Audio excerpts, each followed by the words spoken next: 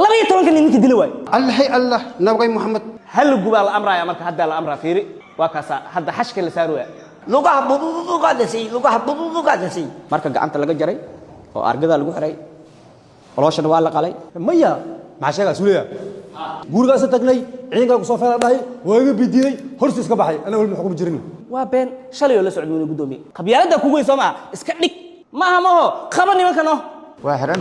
waayeel nolosha lagu gubay muuqaal argagaxlena laga duubay isagoo dhex rafanaya dhimbilo hulcaya dad la qalay oo xubno jirkooda ah la jaray lana suray faras magaalaha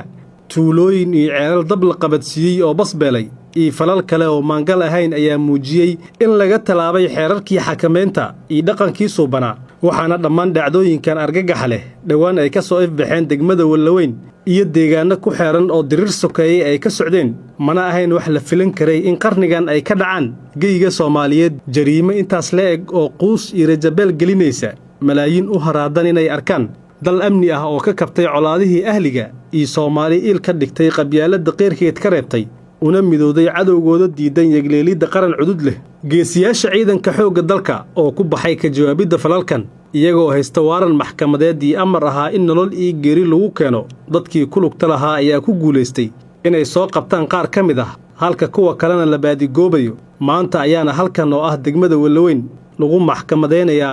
eedeysanayaashan oo ay wehliyaan kuwa maqanayaal ah loona haysto dhacdooyinkii argagax lahaa marxuum Isaaq Daawud Maxamed oo ahaa 60 sano jir dhimalka ka xanuunsanayay muddo 33 sano ah ayaa ka soo fakaday guri lagu baxnaaninayay oo ku yaala Balidoogle waxaana uu gacan galay maleeshiyaad u abaabulna habbeeleed oo aana qabil u socday way xirxireen waxayna u geysteen jirdil wadareed iyagoo ku jiiday mooto nooca xamuulka qaada ah oo qaybteeda dambe ay ku xireen kadibna waxaa xigtay inay gubaan isagoo nool muuqaal ay ka duubeen ayaana la arkayay marxuumka oo la rafanayo xanuunka holaca lagu shiday jirkiisa iyo mar uu noqday lafo u ekaaday dhuxul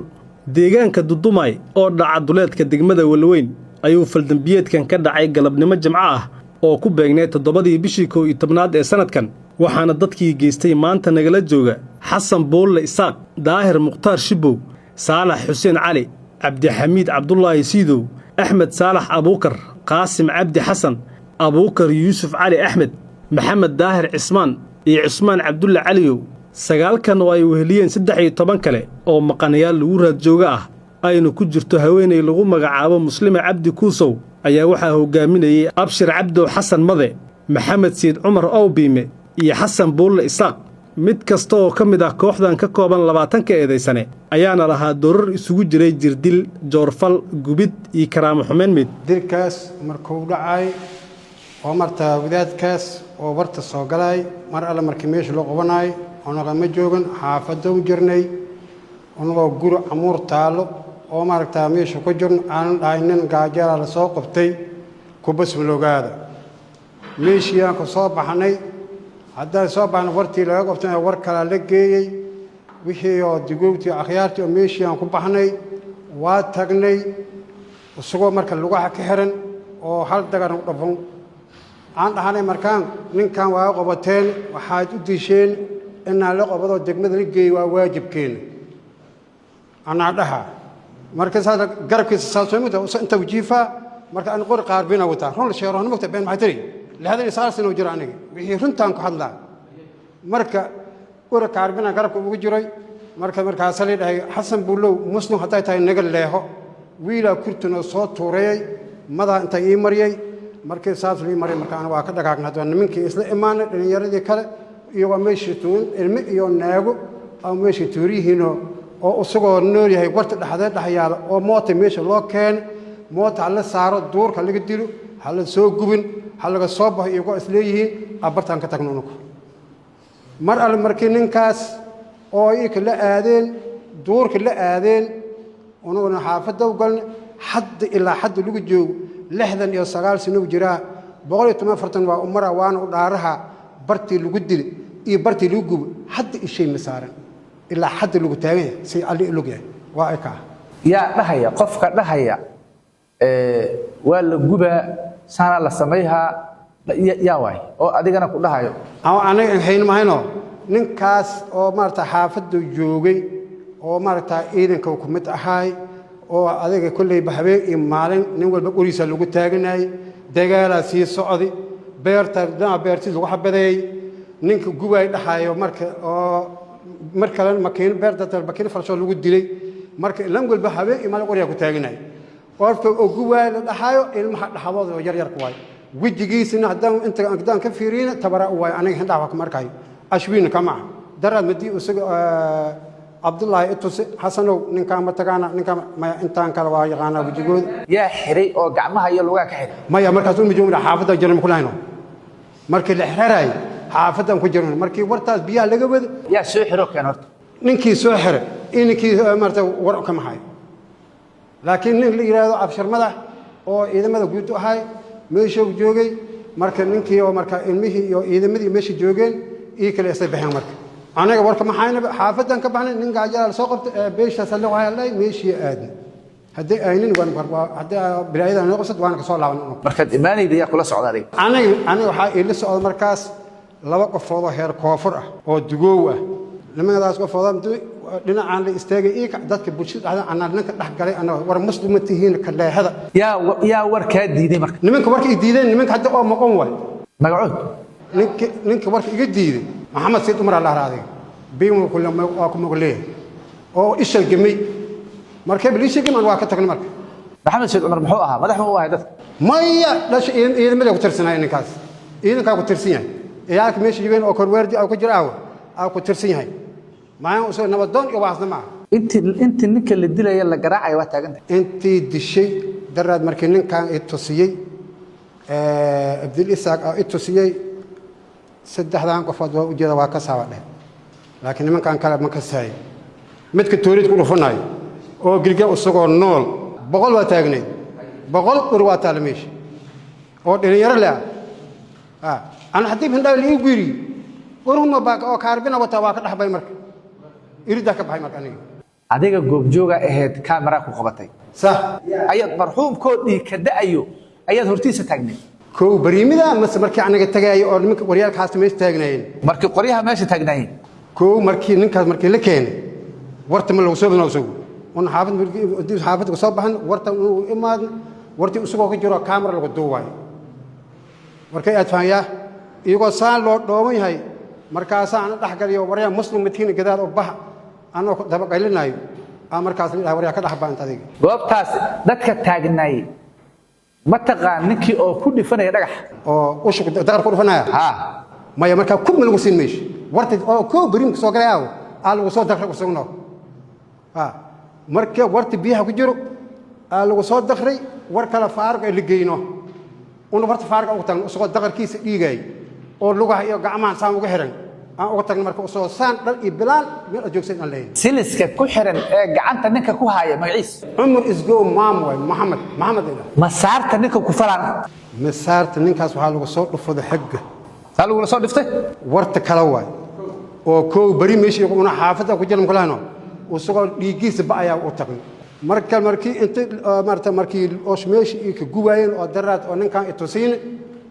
waa isku meelkii isku soo baxeen marxuumka mootama lagu jiiday maya oo ma lagu jiiday moota la saaro usugo oo moota la saaray usugo nool amood ku ridideen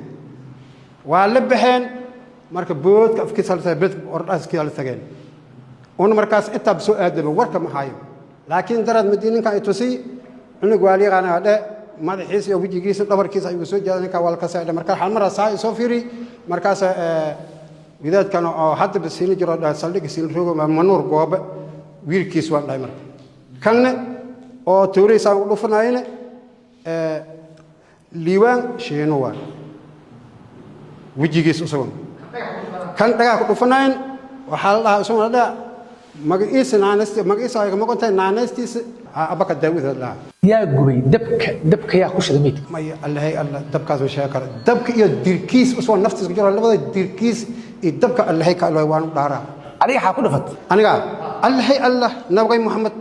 ana meesha u tagay markii bilaan isku waan ka soo laabtay allah nabay maad waxa soo gaan man wax gudu oo masaakiina meesha sal laga yahay allah nabay 140 marataas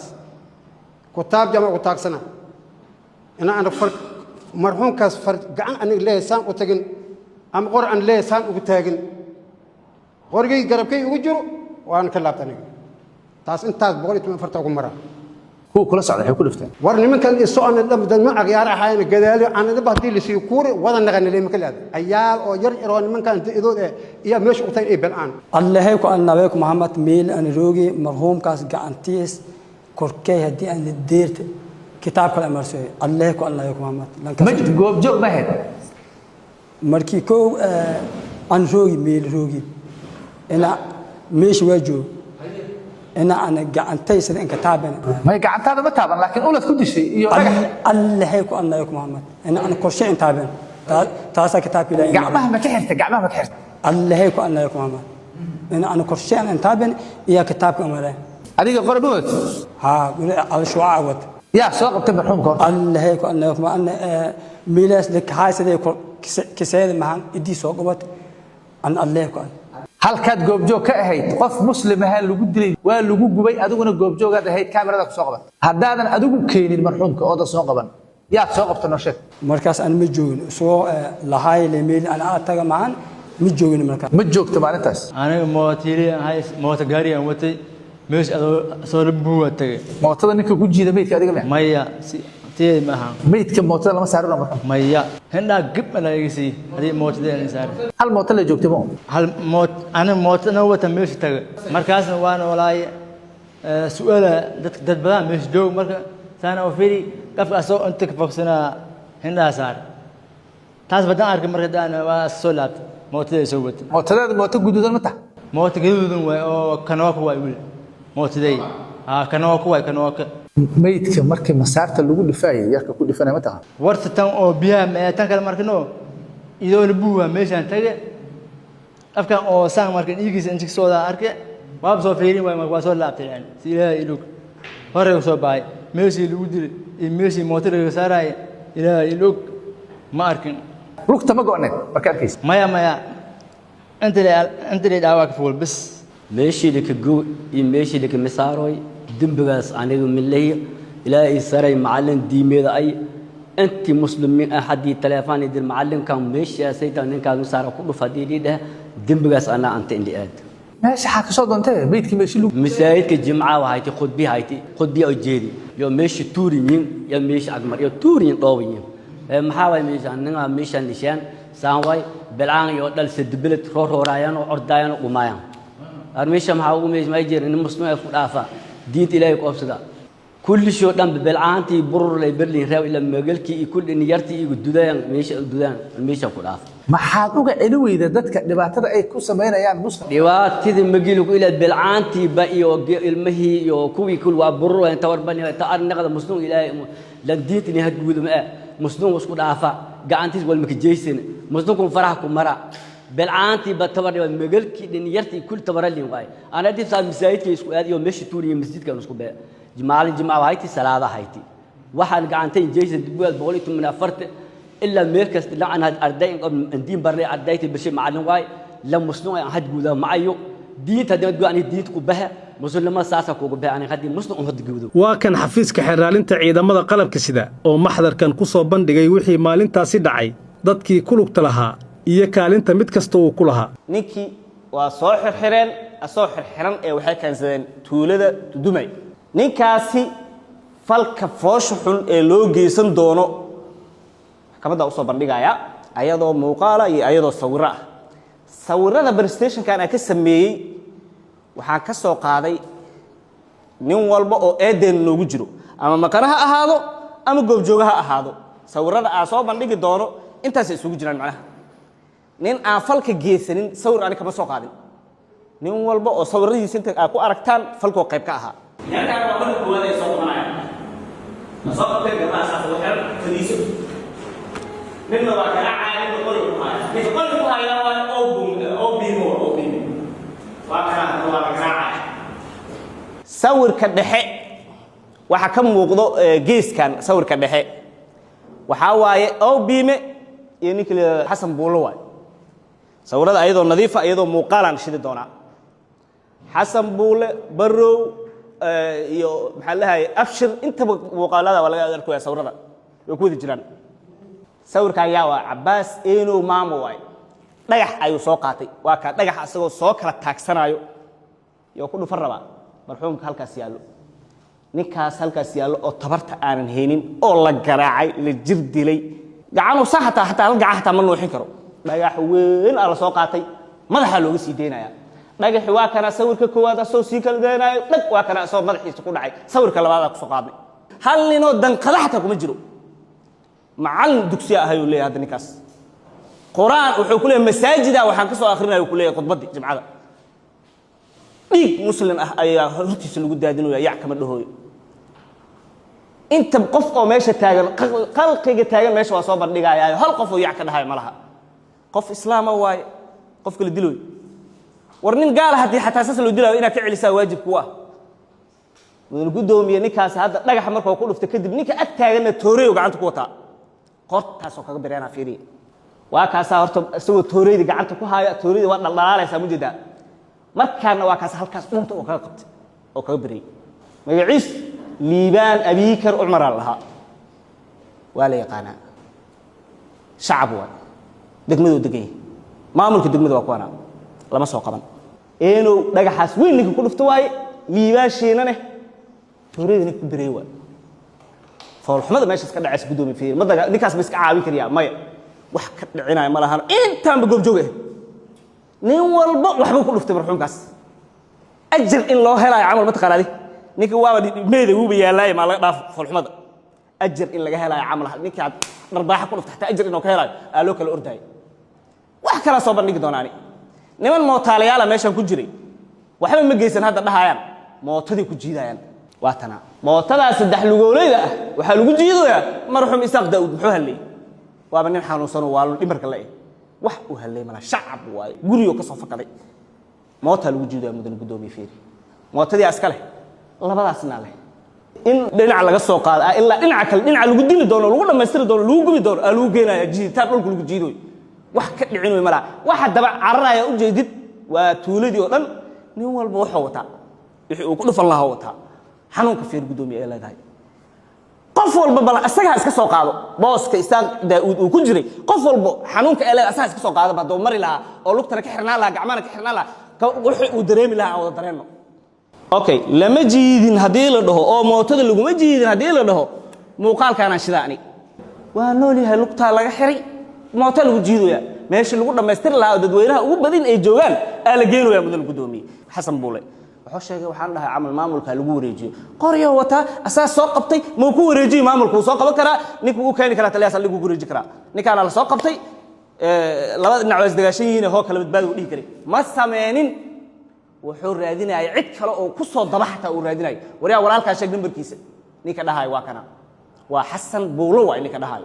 walaalka sheeg oo magaciis hebel hebel la dhahaa nambarkiisa sheeg nin waalan waa nambar xuquuqi nambar aha وآموسا نمبر مية قائمة قانون له وعلى قراعة ولا جردلة توريا لو رفنا إلا بنزينك أسا كشوي بنزينك حسنا كشوي ولو جوانيك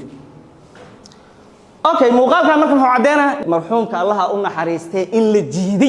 وعدنا محلي إني منك وكنا الصوت نابع على جديد وحكوا دلنا بنانك إلا دلوا بالقرشين inuu noolaado ma la qorsheenba ninkan garbaha hadda haayo oo garbacadaha ee ninka xirxirayo daahir waa ninkaas sawirka labaad ninka dharka cad wato ee madaxa cad leh yaa waay xasan buulo waay ma taagneen meesha ninka lagu garaacayo meesha lagu jirdilayo kulay waa beentiis waa kana gudoomiye sawirkaas u jeedaan ninka qoriga wato timaha cad leh shaalka cad wato macabuusta wato yaa waay annaga ma sawirno meesha ku dhajinay may fiidiyoogan ka dhax sawirnay waa kana xasan buulo waay ninka xiro yaa waay saaxiibkiis waay qorta inta laga saara haraati xasan buulo yaa xooga dhii waay ma ka dhahayo sababtoo inay dilaan waa ugu tala galeenba inay dilaan waxa bad ku dhuftaan maaha inay jarjaraan ugu tala galeen waana jarjareen yaa waay meeshaan sawirkan waxa taagan golay shuurada taagan golihii shuurada meeshan fadhiis yaa waay ninkan madaxa cad leh oo saan u jeedo arkoosiin waa xasan buulo waay ninka halkaas fadhiya ee dharka madow wata yaa waay talihii ciidankan waay abshira meesha fadhiyo ninkan ku xigeenkiisa waay markaan wareysiga ku socdo ninkan nafta ka bixi rabto wareysi ku socota sheeg waa markii la leeyahay walaalkaa sheeg magaciis hebel hebel allah telefoon numberkaaga sheeg yaa wareysanoy ninkaana wareysanoy ilaahay wuxuu xaaraantinmay dhiigga qofka dhiigga bini'aadamka ilaahay wuu xaaraantinmay laakiin kuwa waa banaysteen inuu gudoomiye ninkaan dhiig baxa ay mujada labada lugood ka xiran xanuunsan dhimirka laga haayo oo haddana la wareysanayo leeyahay wariyaa sheeg muku dilaynay noo sheeg walaalka telefoonkiisa saasoo leeyahay saasoo u hadlooyaa codkiisa aad tusnaa shabaabku maxay dhaamaan dadka ka sameeyaan midna gudoomiye waa isku mid shabaabkan waa bireey kanna waa gubaa kanna waa bireele waa bireey gudihi hadan ugu sii daray abshira fadhiyo hogaamiye ah xasan buula fadhiyo oo ku xigeenka ah barrow xuseena fadhiyo umar isgowa fadhiyo obima fadhiyo abakay daauda fadhiyo mansuura fadhiyo aadeya fadhiyo maxamuud cabdullaahi fadhiyo yusuf abukaya fadhiyo kulli waa fadhiyaan meeshaan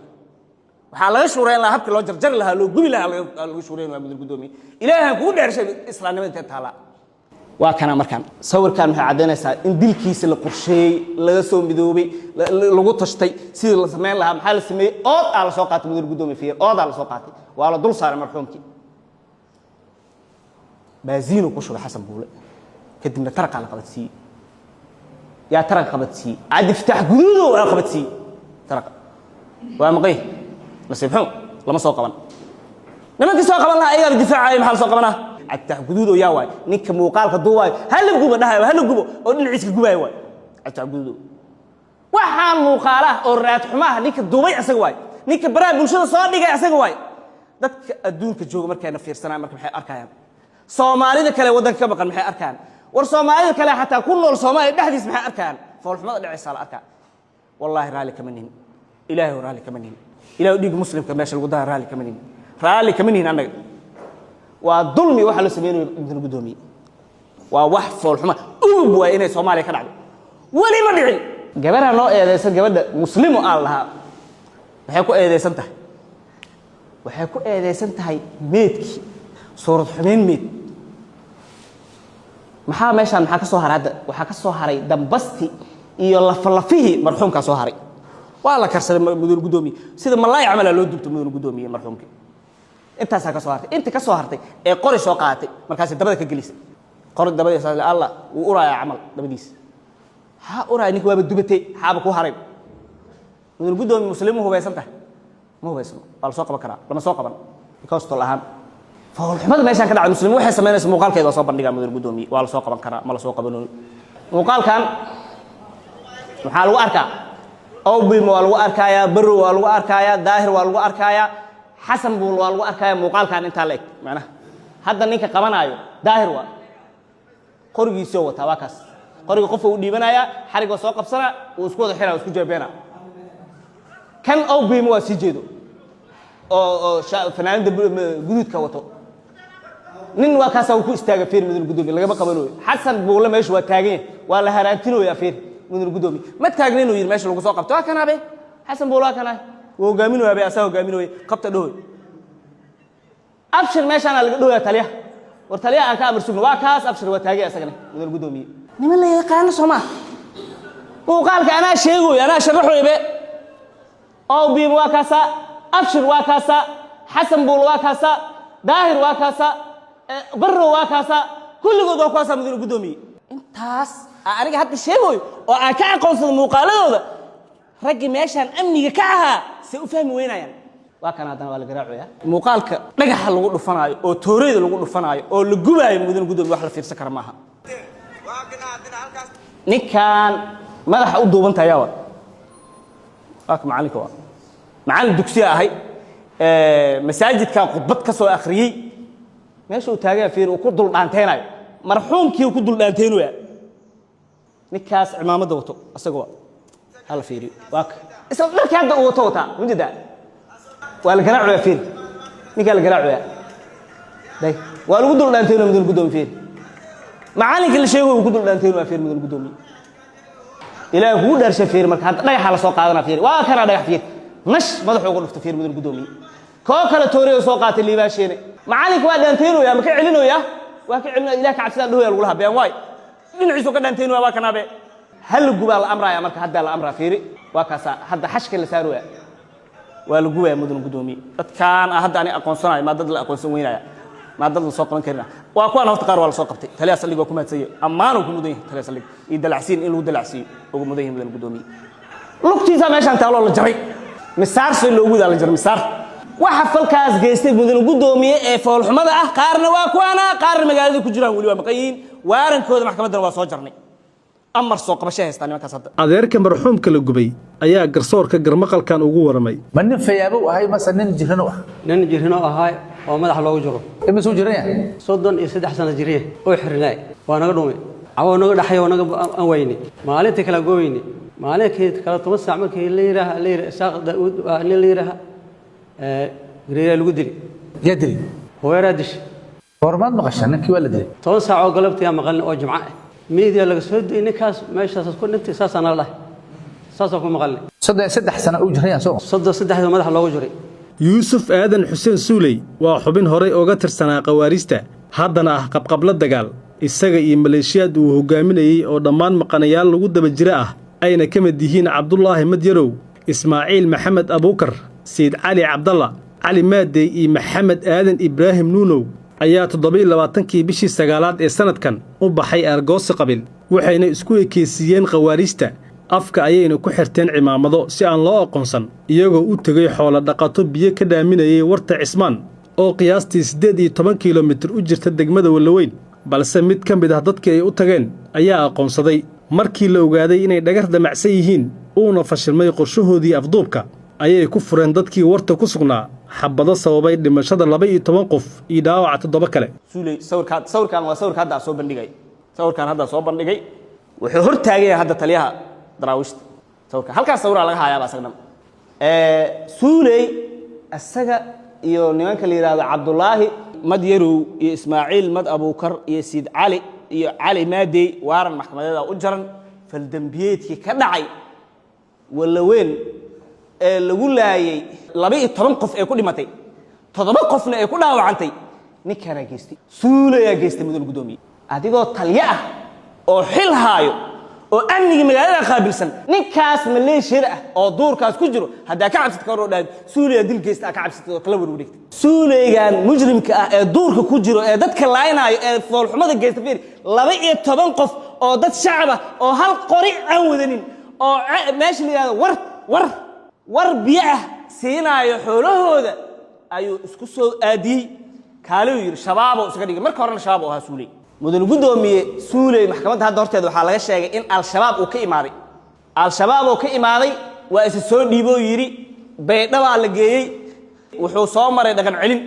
asbaabta uu isku soo dhiibay maxay ahayd in la fahmaan raba argagixisada waxay adeegsanayaan taatikooyin badan adeegsadaan nin argagixisa ah oo halis ah waxa la isdhib ayaga soo dhahay isdhib markuu isdhiibo waxa ay damacsan yihiin ka badan ninkan waa is soo dhiibay waa soo baxay Walaweyn la imaaday 12 qof la laayay maxaa laga leeyahay markuu jeedka laga leeyahay maxay tahay Walaweyn amniye noqotay nabad iyo barwaaqo noqotay intaas dhibayso in dadkii isku dhuftaan raba qabiiladii in la fahmaan raba saraakiil la darajo la iska wata ma la fahmayo waa yimid ninkan 12 qof oo dilay waa la difaacayaaba ilaahay kugu dhaarjay mudul gudoomiye fiir 12 qof oo dilay ma naqaana waxa dilay alule wallahi billahi talla wal ogyahay inuu dilay asaga waa baxsaday waa la raadiyay fiir waa baxsaday uu ka dhuuntay inta meel walba uu taliyaha saldhig uu ku weeraray oo loogu sheegay uu ku weeraray dad kale ka soo qabta oo ninka waa ka baxsadaa way uu baxsan waay ninka waa la shaqeyn waay waa loo sheegaya ka baxsan leemesh mudana gudoomiye suulay al-shabaab waaye waxa meeshaan ka dhacay ee dagaalada dambe ee dhacay ee foolxumada dambe ee jarjaridda gubinta asaa mas'uuliyadeeda leh mudana gudoomiye in la fahmaa fiican 12 qof markuu asaga dilay 7 kalena uu dhaawacay wixii ka dambeeyay musalsal noqotay inta wax sameynay yaa sababteeda leh ninkii sababteeda leh hadii qabiil ahaan lagu difaacay ka mudana gudoomiye dad mas'uuliyiin ah difaacayaan hadana mudana gudoomiye ninkaas waarana u jaran mudana gudoomiye asaga iyo maleeshiyaadkaas uu hogaaminayaba waaran maxkamadeeda u jaran laamaha amniga meesha ku arkaan way ku toogan karaan isdhiiba la leeyahay haduu isdhiibo waa la toogan karaa dhigiis xalaal waay waa kaasa mudana gudoomiye maxkamadan hadda waxa ka codsan doona inay xukunkiisa xataa soo saarto waaran kariiba aan loogu ekeeninba ninkaas waa suulay iyo maleeshiyaadka uu hogaaminayo ninkan afshir lahaa suulay markii dadkii uu isku diray dadkii meeshaan wada deganaa markuu isku diray wuu dhuntay xilka ninkaan u sii dhiibtay ninkaan hadda xilka ku sima ka abshir meesha ninka lagu gubaayo asagaa amray muuqaala soo bandhiga wariyaa taliyaha aan ka amar sugnaa leh taliyaha aan ka war sugno ninkaan wixii lagu sameyn lahaa taliyaha aan ka war sugno ayuu leh yaa waa taliyaha abshir waa ninkaan markaa suulay ma joogaa meesha ma joogo suulay ma joogo markaan wixii ka dambeeyey suulay 12 nin markuu dilay oo 7dana dhaawacay mishinkiisa uu fuliyey laba dhinac inuu isku diro rabuun isku diray dadaaba u heelinay wili oo dhahayaan anaga wax geesta ma naqaano sababta suulay habka uu isticmaalay taatikada uu isticmaalay maxaa waaye gafuur duub oo awalba ka yimid gafuur duubta iska dhigay gafuur duubkii oo ka tirsan yahay ilaa nimankii uu laaynaayay kulligood ma wada laaynin dadaa nool dadaa dhaawacmay dadkiyaa sheegay oo dhaheen ninkaas waa ninkan dilay waa aragnay wejigiisa markaasaa la qarinaya mudane guddoomiye markaasaa la difaacaya mudane guddoomiye hadda falkaan waxa geystay oo gubidda ah ninkaana ka mas-uula abshir intaana waa dadkii u shaqeynaya maleeshiyaadka u shaqeynaysa waa nin waa gubay nin waa jarjaray nin waa tooreeyey nin waa duubay nin waa jiiday mid ka mid ah ehelada dadkii lagu xasuuqay warta cismaan ayaa fadhigan ku sharaxay sida ay wax u dhaceen xilligaasi waxaa dhibana ka ahay nuur cabdi cali maxaa isku tihiin ilma adeeraannahay yaa dilay ninkan waxaa dilay beesha reer hubeer war halkaas ku taalaa lagu dilay dhowr ruux dad oo warta lagu laayo ku jiro xoolo dhaqatee iyagoo xoolo shubanaya la dilay iyagoo xoolo shubanaya xoolo soo aroorsaday warta iska cabaaya maalin tahay inta looga yimid maamul la iskaga dhigay indhaha loo duubtay lagu dilay mise ahayn dhowr ruux ay ahayn dadka oo warta xoolo shubanaya dadka dilay oo magacyadooda ah haysid qaabka meesha ay ku imaadeen adi sida wax u dhaceen maxkamadda u sharax bar hal mar waxaa liigu yiri dadka iyagoo warta cabaaya inta loo yimid la dhahay qoladii boonooyinka aruurinayna aan nahay boonada idinka fiirinaynaa halkaa isugu imaada qolade al-shabaab halka la isugu keenay markii ragga la aruurinaya qaarna ay timid oo diyaar garowday amarka qaadatay qaarkii kala dhimantooda soo socoto aan ragga kamid ah waxa fahmay ragga aruurinaya rag kamid ah fahmay nin inas ahayn qoladii as ahayn gafuurka u duubna soo fahmay gafuurka u duumi waa marada ka dhacday imaamada ka dhacday nin shacab oo fahmay markaas uu yiri ragga qaarna ay xagga la geeyay ay fariisteen oo howlgalkii lagu fulin rabo oo la taageen kuwii kale la soo xareynaayo wuxuu yiri ragga waa shacab waa carara ninkan waa orday ninkii xambad la raacay kuwii la soo aruuriya meesha lagu laay wixii kale xoolaha shunay sidii ku fakadeen nimankaas yaa hogaaminay akuma nimankaas waxa hogaaminay nin leeyahay suulay ma qof ay ka koobnaayeen annaga hadda saas musiixad galno wixii duurka ku soo heray wixii goobta taagnaa ma sheegin dadku waxay sheegeen meesha oo markaas iyaga la qabtay ninkii ka fakaday ilaahay ka badbaadiyay in dadka badnaayeen laakiin afar ruux oo shacab ay ku jireen inta kalena suulay hogaaminay suulay iyo dadka wax ka dhaxay ma jiro wax gaar ka ma dhaxayn wax ay ka qaateen ma jiro markii ay dileen xoolo ma ka dhaceen xoolana maya qabqabla dagaal iyo horjooga maleeshiyeed cali isaaq guuleed cali yariis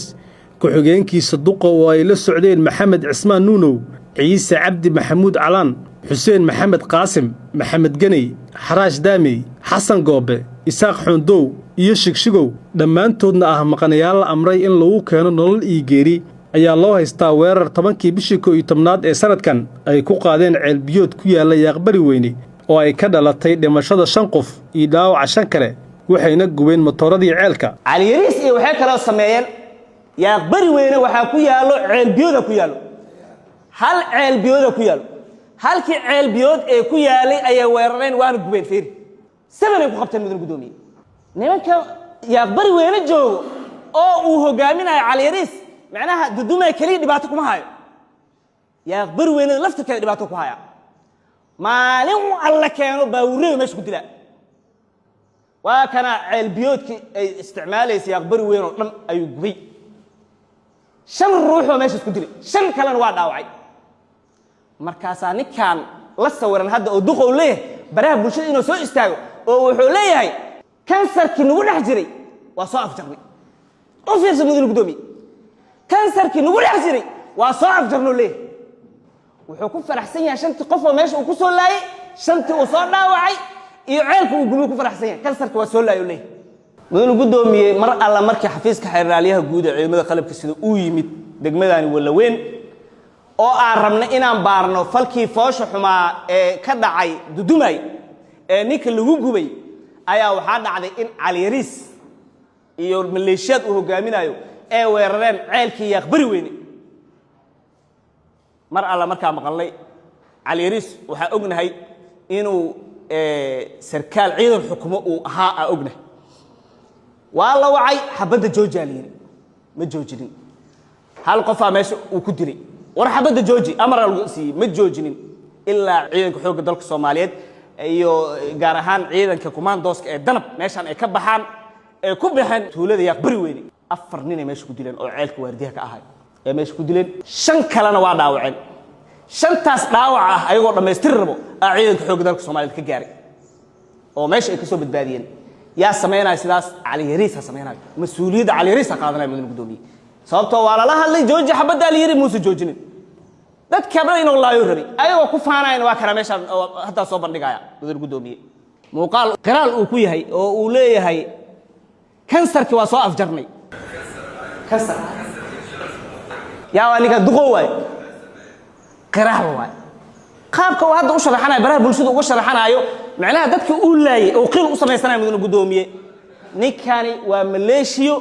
waarankiisa waa jiray mudane gudoomiye afkiisuna hadda ka qirtay wuxuu leeyahay kansar aan ugu dhex jiray macnaha Yaqbari Weyne hadana hal kansar aan ugu dhex jiray kansarkii waa soo afjarno leeyahay mudane gudoomiye waa qiraal waarankiisuna waa jiran yahay laamaha amniga meesha ku arkaan ku soo qaban karaan ku toogan karaan mudane gudoomiye yaa xukumo Cali Yariis xukumo mudane gudoomiye ninkan duqo waa laha qaar ka mid ah dadkii lagu beegsaday ceel biyoodka ayaa ka waramay dhibka gaaray iyo sababta keentay weerarka nin shacab ahay ceelka adeerkayga iska lahay waxaad ogtahay adeerkay meesha in lagu dilaad ogtahay ciise farcadde waqtiga hadda taariikhdan ma xasuusto laakiin waqti dhexe ayaa waxaa dilay nimankan macawisleyda u dilay aana qabiiloo dhahaan micnaha halaca qorya naga qaatay habar giirta inta joogtaan ka qaadanaynaa waa gaaljacad waxaa hogaamiya Cali Yariis iyo jarbow nin la khaasatan dadka dilay waxaa ka mid ah ciise calaan iyo rag wato waxaad ogtahay raggii dilay ciise farcadde ayadoon laga hadlin ayaa rag ka mid ah oo isla ayakii dilaya mooto ciidankii ceelka joogay ay u adeegaysay ayaa waxaa qabsaday haddana isla macawisleydi waxay ku raacdaysteen baabuur waxay u raacdaysteen dhankaa leego maalin maalmaha ka mid ah 8 bish hadda aan soo dhaafnay ayaa waxaa dhacday nin la yiraahdo Jaablo Faarax oo cagowina adeerkiisa ayaa ceelka lagu xabadiyay macawisley oo ku xabadays ani yar kale oo gaaljaclaan nimankii soo kala dhex galnay war kala joogan dhahan ninkii gaaljaclaan waxa xiri nimankan wad kuwana ka celinaa ujeedka markaas waxa badiyay anigu hadda ma dareemi karo oo goonida ay u soo qasqasan ma dareemi karo laakiin ninkan waxa badda lagu wadan kulli ninkan waxa ku cabaday wuxuu ku jawaabay kii ninka cabaday afartiinan habar gidir haddana dilina meedkiisana waxaad ka bedeli kartaa wax kala madayaysa maya cawin oo ordo ceelku waa qoryo soo qaad nimankii intan anagu hor taagnin oo kala celinaynay mid kale ayaa baawur ka soo degay oo isla macawisleyda oo la yiraahdo Cabdi Jabbaar maxaa laga tago yuhuudda dhash haddaan bay kala soo xabadana ku bilaab kii ordo saabta ceelku kala qoryo soo qaad maya marka shacban baa xaafidida ka mid dhexdoodan ku jira ay keenan kala celiyo la kala hadlaan buu nimidba xabadii haday is weydaarsadeen dhexdooda ka baxnaa geesan u ordo halkaas iyadoo joogto ayaa ceelka la isugu tagay raggii ceelka waxay nimankan hadii maadaama nin ka dhaawacmay maqnaamad doonaan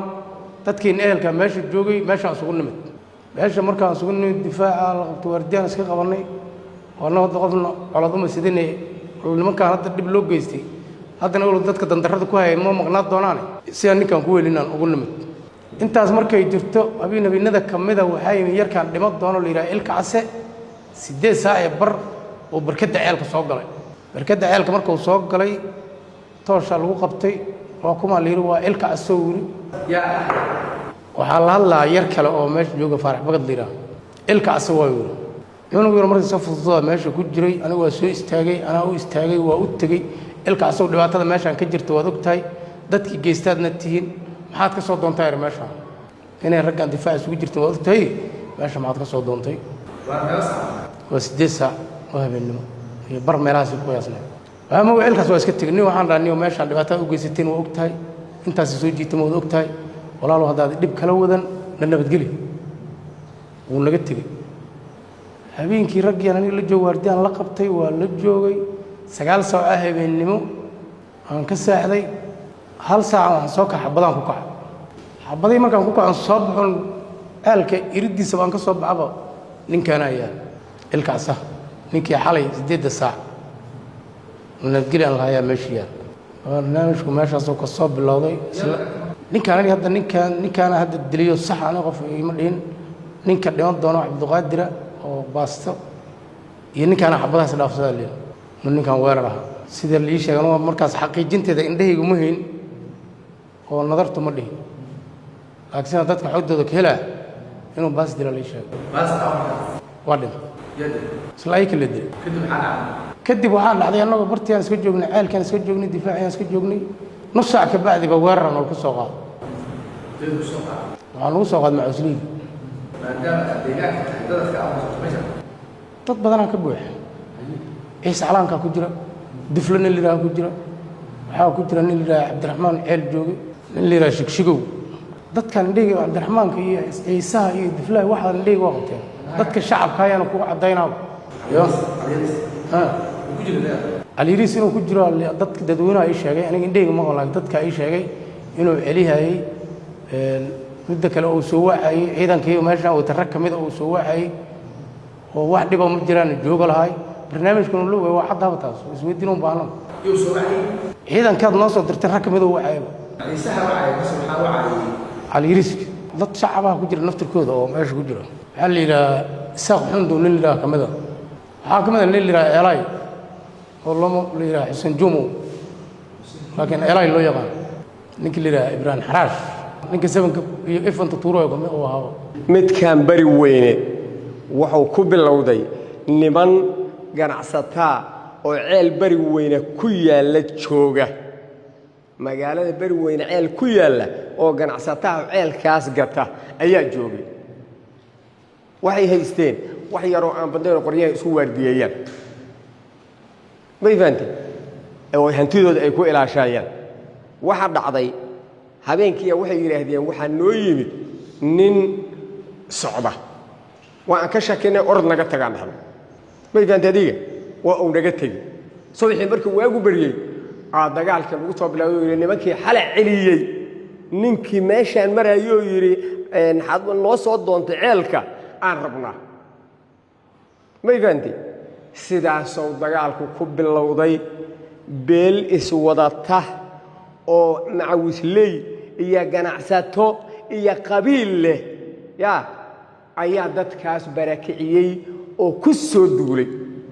wayna laayeen 4 nin way dhimatay 4 nin way dhimatay ceelka gudihiisa ay ku dhimatay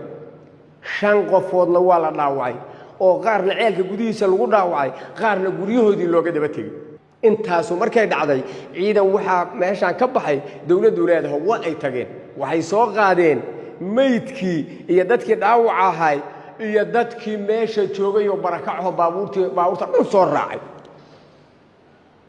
waxaan ugu hortagnay meel meeshaan oo magaalo harada afkeeda dadkii barakicii walweyna lagu daadiyay meydkii waa la duugay dhaawiciina xamara loo qaaday intaas ayay dhacdadaas u ahayd dawladda iyo cadaaladana waxaan ka rabnaa dadkaas dadka laayay in gacan dawlo la soo gelsho dadkaas waxay hayeen qabiil la yiraahdo gaal jecel waxa bilaaba dagaalka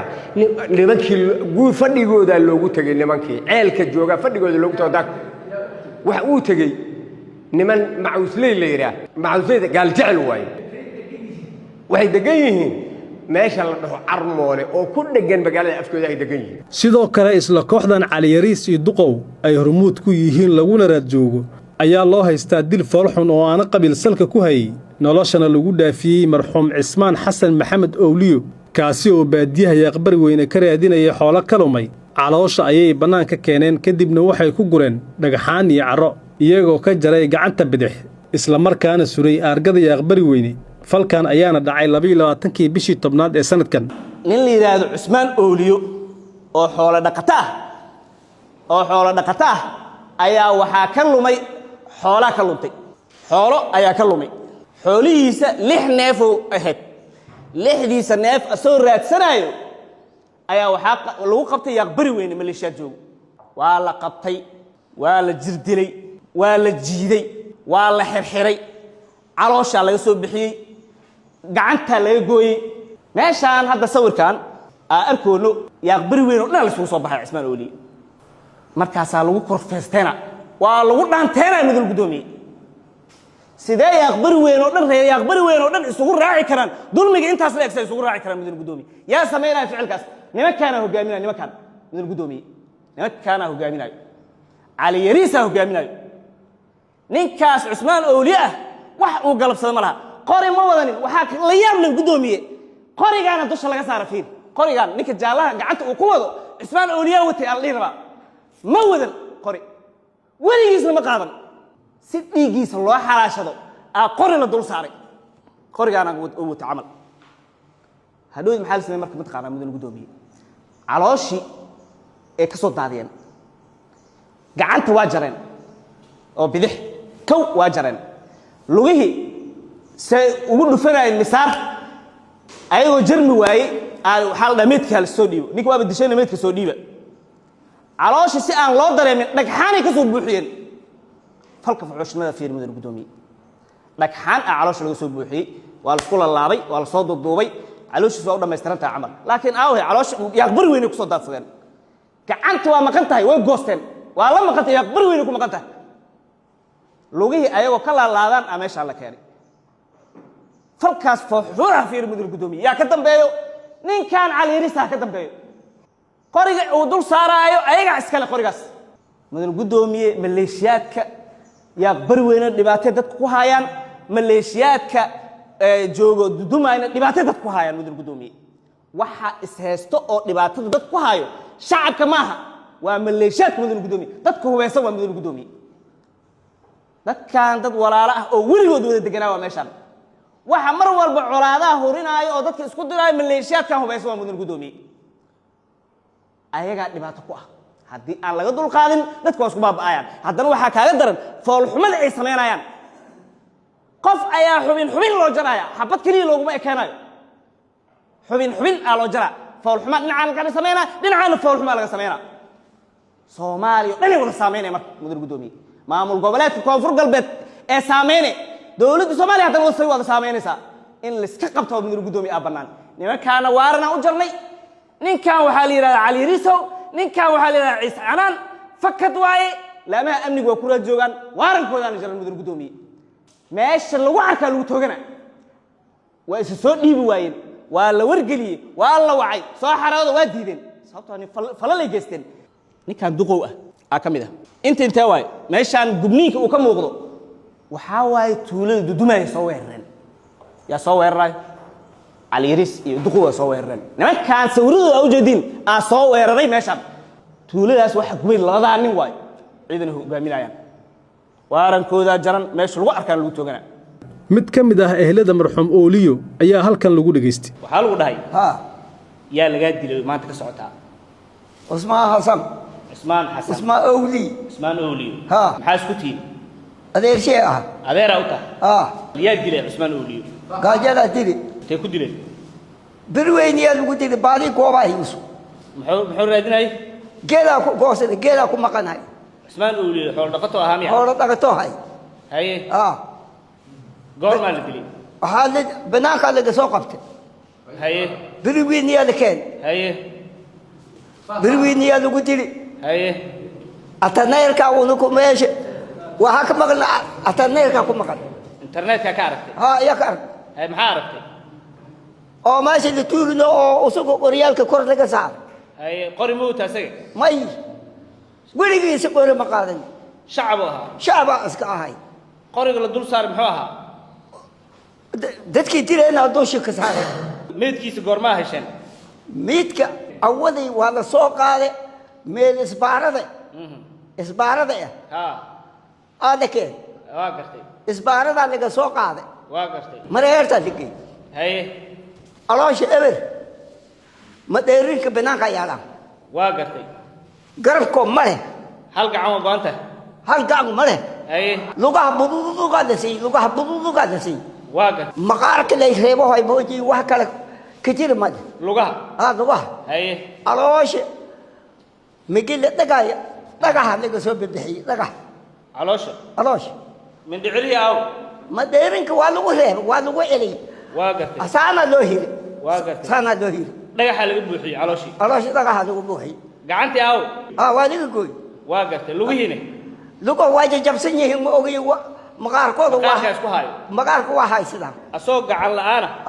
أنا دوق أنا دوق قال واك مقنع قالي شن نف كلنا ومقنعين شن نف له نف هاي ويا اسكله اسمع ودي له نف كم مقنع له مدان وابل وابل أرك شن تكر ومقنعين واقرتي ماشي لقوا عند موقي أيه مقنع أيه لقنا أيه واحد لو ما هاي أوكي دتك الدليل اسمه لوليو ميدين إمادين وده هذا ماي ميدين الله هذا الشيء ده مرت حوالي مسكسو عليين مايا واكو مقنتها garsoorka maxkamadda ciidamada qalabka sida ayaa warbixin ka dhageystay gaadiidleyda ka shaqeysa gobolka Shabeellaha Hoose oo ka cabanayay dhac iyo gaboodfalo ay kala kulmaan maleeshiyad hubaysan maanta anagoo gaadiidleyda Soomaaliyeed ah aan hortaaganahay maxkamadda qaranka Soomaaliyeed waxaan maanta mar waxaan nahay cabasho marna waxaan nahay codsi waxaan hormarinayaa cabasho gaadiidkii waxaa lagu dhibaa niman Soomaaliyeed oo degan meesha la yiraahdo Kabahereg iyo u dhaxaysa muxuu ahay Leego Kabahereg waa inta meeshan ay ku taala Balidogle xeradeeda wax yar markii la dhaafo jidka oo maaragtay aada Kabahereg xagga la yiraahdo laakiin tan waxa la yiraahdaa jiirada Kabahereg waxay hoos tagtaa yaqbir weyn amba wala weyn isku xukunta nimankaasi gaadiidka lacag bay ka qaataan lacagta markii ay ka qaataan mar labaadii mootooyin ka daba qaataan nimanku waxa waaye niman isbaaroley ah oo isbaaro dhigtay oo isku sheegay inay yihiin macawisley shabaab la dagaalaya lana dagaali shabaab oo annaga nala dagaala isbaaradu waxay taallaa Armooley meel la yiraahdo oo biri weyne ka sokaysa meel biri weyne ka sokaysa iyo jeerada Kabahereg u dhaxaysa oo Armooley la yiraahdo ay taallaa isbaaradu meeshaas lacagta uga qaadanayaan markay lacagta uga qaataan waxay ka daba qaadanayaan mootooyin lacag waliba aanan awoodin oo jidku ku xirmay oo dhibaato weyn ka dhacday oo gaadiidka Soomaaliyeed Muqdisho hadda uu ku maaragtay oo fadhiyo oo dhaqaaqi waayay oo ku kaliftay inay maraan muxuu ahay halkaas iyo bacaad iyo shabaab dhexdeeda ayadana way ka daba tageen ashii darawaleenta ka soo afduubteen markii aan marka midaan sii wado markuu gaadiidka lacagta ay ka qaataan ay hubsadaan baawurkaasi lacagta inuu bixiyay mar labaad ay mootooyin ka daba qaataan markay ka daba qaataana darawalka la degaa markii la dega duurka la geena toorey ayaa lagu mudaa ala leeyahay $1,000 hadda dalab ninkii baawurka lahayo ku qaylinaa ninka baawurka iskale waxaa laga yaabaa inuusan lacagtaas haysanin hooyadiisii aabihiisa waca xaqiiqo waaye taas ana kitaab ilaahay ku mari kara nin hadda koor la afduubtay 9 nin oo la afduubtay nin kamida hooyadiis ayaa waxay noogu timid bakaaraha annagoo baawuray ah waxay tiri wiilkayga waa la afduubtay ninkii baawurka iska lahayna waa uu ka bixi waayey walaalayaal halay qaaraan meeshaas ayaan ku qaaraanay nimankaas marka walaalahayn ah dacwada aan u qabno waxaan rabnaa dawladda Soomaaliya in walaalahay nimankaas in nagala qabto gaadiidka su'aashii aad u weydiisay waa xiran yahay anaana ku cadeynaya Muqdisho ku xiran yahay mid dhifa oo tuulooyinkaana dhow u socda ayaa yimaada baabuurtii bay dhab u socotay amba u socotay muxuu ahaay meesha la yiraahdo beled xaawo badeecadeedii hadda waxaa laga keenaa berbero iyo boosaaso way xirantay waddadaas way xirantay waxayna u xirantay darawalkii baa diiday oo yidhi aniga baabuurka meesha ma marsiin karo badeecadiina way xamray ku xayiran tahay baabuurtana garashadii ku jiraan sidaasayna bakhaarada u buuxaan waxaan codsanaynaa weliba maxkamadda in ay si u baarto ganacsatadayna iyo gaadiidlayna way soco weyne badeecadayna wallaahi uma wallaahi berberay ka timaadaan ase waxay ka gashaa meeshaas beled xaawo kenya etoobiya ay ka gashaa waana badeecadii annagu aan ka qaadi jirnay muqdisho waxaa awoodi waaye darawalkii baabuurka wadi lahaa ayaa nin walbaba xataa markii la yidhi magafaha waa lagaa bixina ayuu yidhi aniga nafteyda yaa bixinaya yaa damaanad qaadaya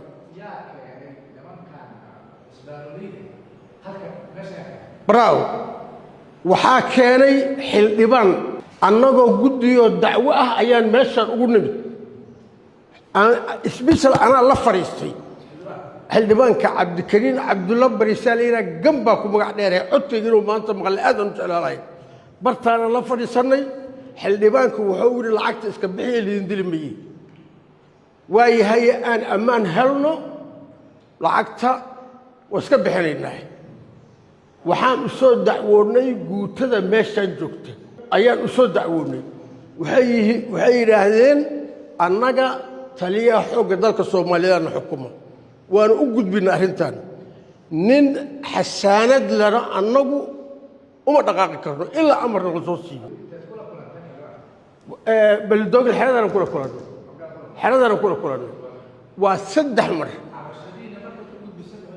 cabashadayna markaan u gudbina lacagta iska bixiyo ammaankiina waa la sugahay lamana sugino asigoo jooga oo goobjoog ah ayaa 9 darawal nagala afduubtay goobjoog u ahaa walweynaan jifnay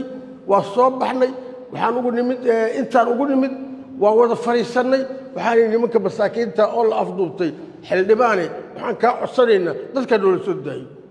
$1,000 lacagaa aan nagala qaaday baabuurtii sidaasay ku nabad gashay calaa darawal 9 nin ay ahaayeen 9kii $9,000 aan bixinay waxaa amray ninka darawalka tooreyda gelgelinaya ayaa eheladiisa soo wacaa amba batroodigiisa baabuurka iska laga soo wacaa asoo leeyahay dhaqaalaasaa laygu haysaa waana laydilaa saacad ka bacdi haddii aan maaragtay lacagtaas laga bixin sidaasaa lacagta looga bixiya waxa aan dacwada aan ka qabno nimanka isbaariistayaasha ah oo meeshaas degan oo na afduubta gaadiidkayna u xayirmay shaqadayna ay u baaba'day badeecadii dekadda soomaaliyeed ka soo degaysa ay mari la'dahay ee maanta berbere iyo boosaaso maaragtay badeecadeedii la isticmaalo sidaasaa gaadiidkayna ku shaqo beelay sidaas aan ku ceertaawnay guddoomiyaha gaadiidka soomaaliyeedana cabdikariin cabdulla bariisaa layidhaha gambaan ku magac dheere dacwada ka bacdi codsigan aan ku darsanaynaa waxaan dowladda soomaaliya ka codsanaynaa maxkamadda qaranka soomaaliyeed aan ka codsanaynaa nimankaa walaalaheen in nagala wareejiyo naftayni hadda bishii 11aada lagu jiraa bisha 10aad dhammaadkeeda 2 nagala dilay midna waa nagala dhaawacay nimanka macawsleydaha dilay macawsleyda sheeganaya ayaa dilay waa 2 darawal iyo darawal la dhaawacay 3daas way waana weliba baabuurka ninkaan iska lahaa baabuurka darawalkiisa lagu dilay lacagtii markuu bixiyey oo lacagtii siiyey ayaa mar labaad inta laga daba tegay aan lacag kale laga qaatay darawalkii 5 cabood lagu dhuftay waa waxa noo dhiman anoo ku hadlaya magacayga oo ah aadan abdulqaadir aamin ana ah gudoomiye ku-xigeenka gaadiidka Soomaaliya maxkamadda sharafta leh horta waxaan ka codsanaynaa in ay warkaan horta ay naga ajiibto naga diiwaan geliso isbaarada waa wax uu bilaabay ninka odayga oo xildhibaanka cid kale ma bilaabay annagoo waddadan ilaa iyo bir weynaa baabuurta dhib ku qabi jirtay naga godgadoomi jirtay madaxda markaas waddanka haysatay sida xala iyo ama gaashaan intaan weydiisananimiyo meeshaan aan iska daduuganili oo nabad aan wax ku daduugno aan ka soo noqonnay maalintii dambuu intuu meelahan soo maray inta ciidan soo dhigay waa u nimana waxaa xildhibaan meesha xarada laga soo galayo ciidamad militari xaradoodan kula kulunay mar labaadna intaan kula kulunay waxaan dhahay xildhibaan adoo saanadii dawladda haysta ma haddana niman isbaaro dhiganayo aad inta noo keentay anugu isbaaro shaqo ku meli laakiin shabaabaan la dagaalayaa shabaabkii baabuurta muu noqdeen baabuurta la leenayo daraweynta la dilaayay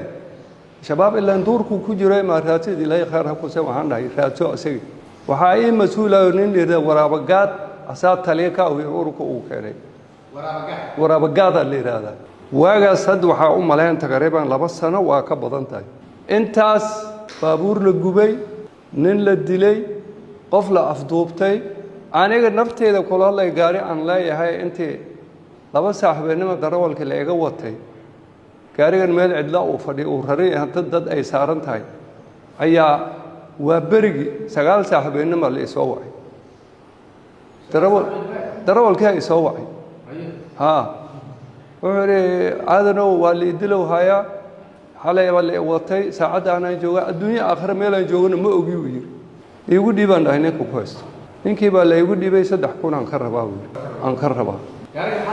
gaariga rararsan sokor iyo bur iyo bariis iyo caano iyo bagaasha saaran kun rumor way warareen bay u socda markan 9 saaxiibnimo ilaa 1 saac subaxnimo aan gorgortamay ninkii markii dambe waxaan dhaafin waay 1,600 aan siiyay maadaama uu darawalkii dilowhay 1,600 aan siiyay gaariga markuu safro meesha tago uu soo noqdo 1,600 iska dhaafay 500 laga ma helo 500 hadii laga lugtiisa hore waa hasa ahaatee annaga awalba wuxuu isbaaradan dib ku qabnay haddana waxa waaye dekadib waxay u wareegtay berberiya boosaaso alaabtii badeecadii iyo baabuurtii wax raray xaggay aadeen ganacsad Soomaaliya kamid ah waxa geysanay berbera baawur laga soo rara meel oo boolaha waqtigeeda lagu dejina waxa uu sababa markii inta wada laga waayay wadadii la waayay waa go'day اليوم الدروال كهدي مالهم والبلديلا يا دروال إسبار أنت لقى كينا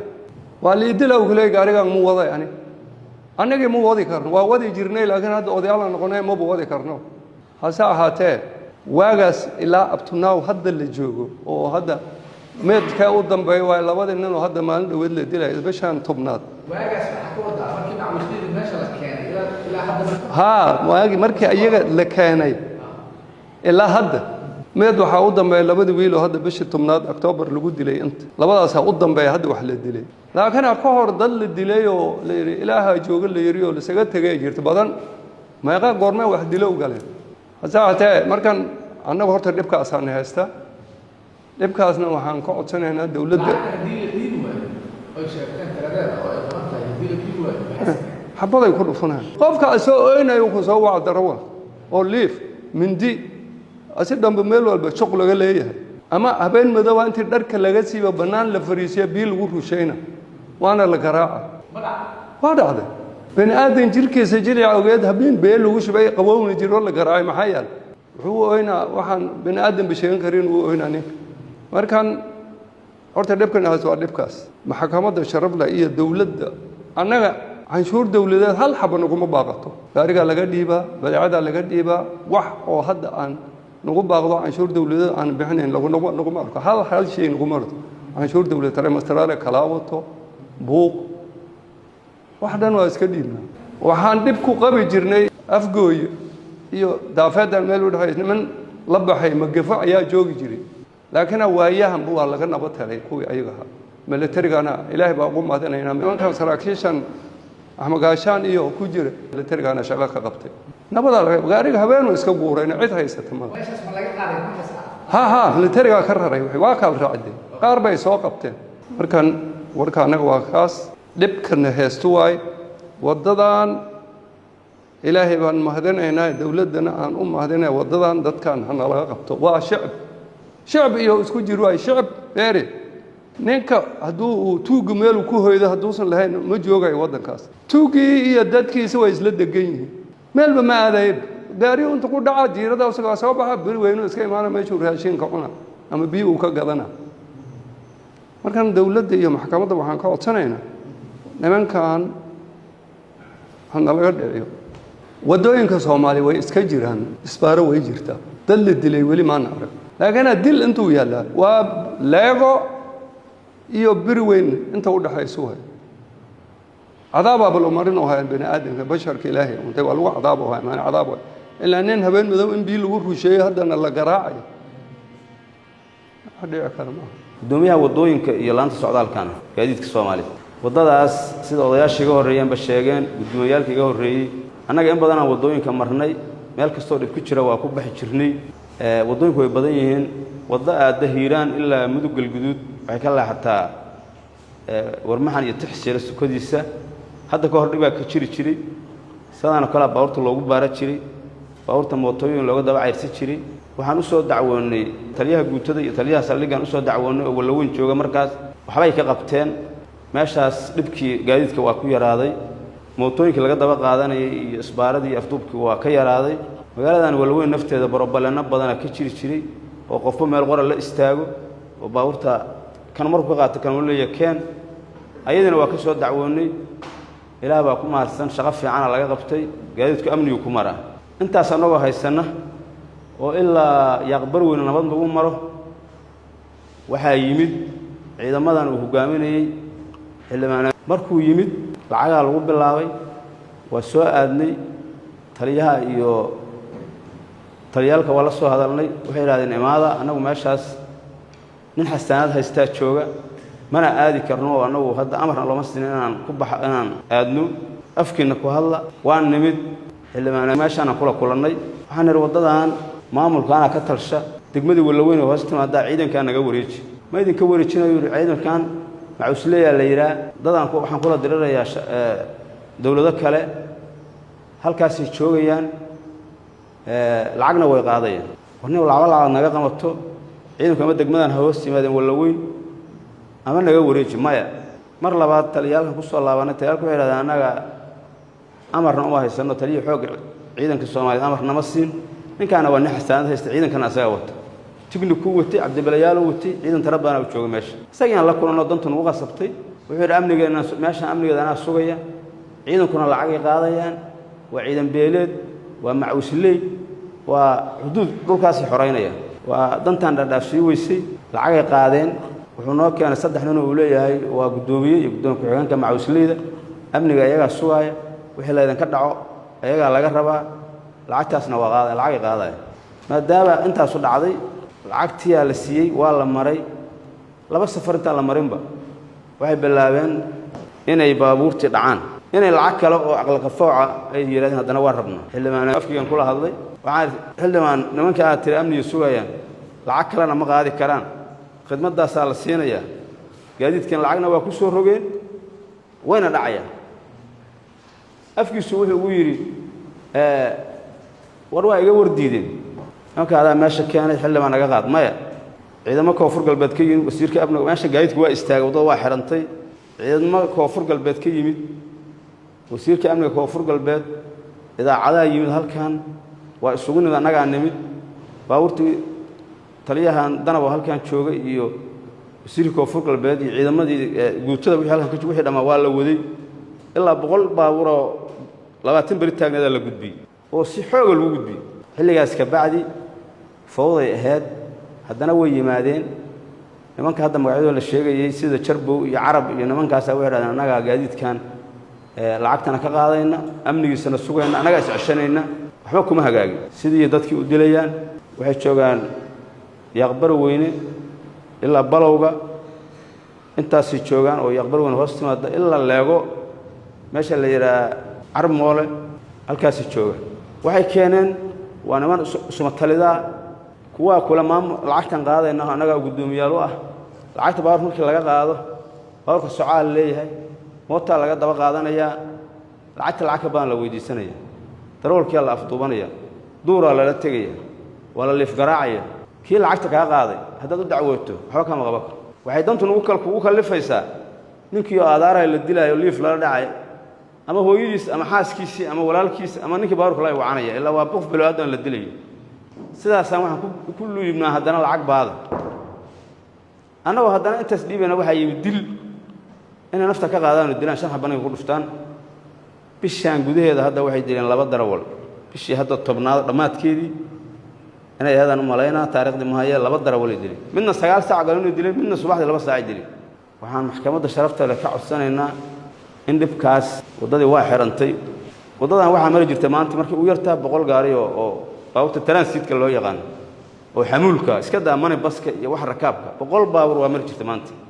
oo yuura taraag iyo taraakara oo xuduudaha u kala socdo hadda xalay iyo shalay iyo maanta waa joognaa 2 baabuur ma marin waxayna u xayirantay amni la'aan amni darro isbaaradaas aqla ka faaca ay u xayirantay waxaan maxkamadda sharafta la ka codsanaynaa iyo dhammaan ciidanka xoogga dalka Soomaaliyeed iyo dalka taliyaha ciidanka xoogga dalka Soomaaliyeed wadadaas amni in la kaga dhigo ilaahay amni keeni kare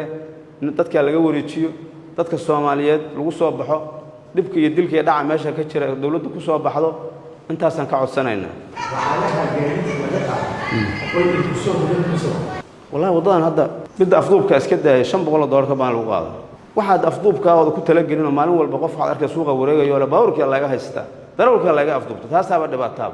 هل كان هذا أفجوي ولا ويل لحد هذا سداني مرة قط وتلا كوسوا بحد بعدين كمل التريا كوسوا بحي ولا جا نظيف كوا وحبلوا ما أفضوب إحنا لو ما نعم باورك لحسا ما نوصل هذا ما أنت إلهي النهار كريم محكمة إذا ما غلب كسيدا وحب ضر المغلى جري وما أنت نوقت بالدجاج كإني إلهي ما ورث ما هذا إسكاله أيضا جديد كي ينباتدي يوحي جديد كالوهي ما أنت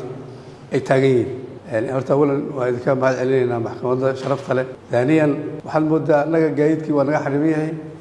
وضعنا نسيت على شيء جاي هدر باورته وحل من تابيك اللي هو بقول كنت قاري ماشي مري جرتي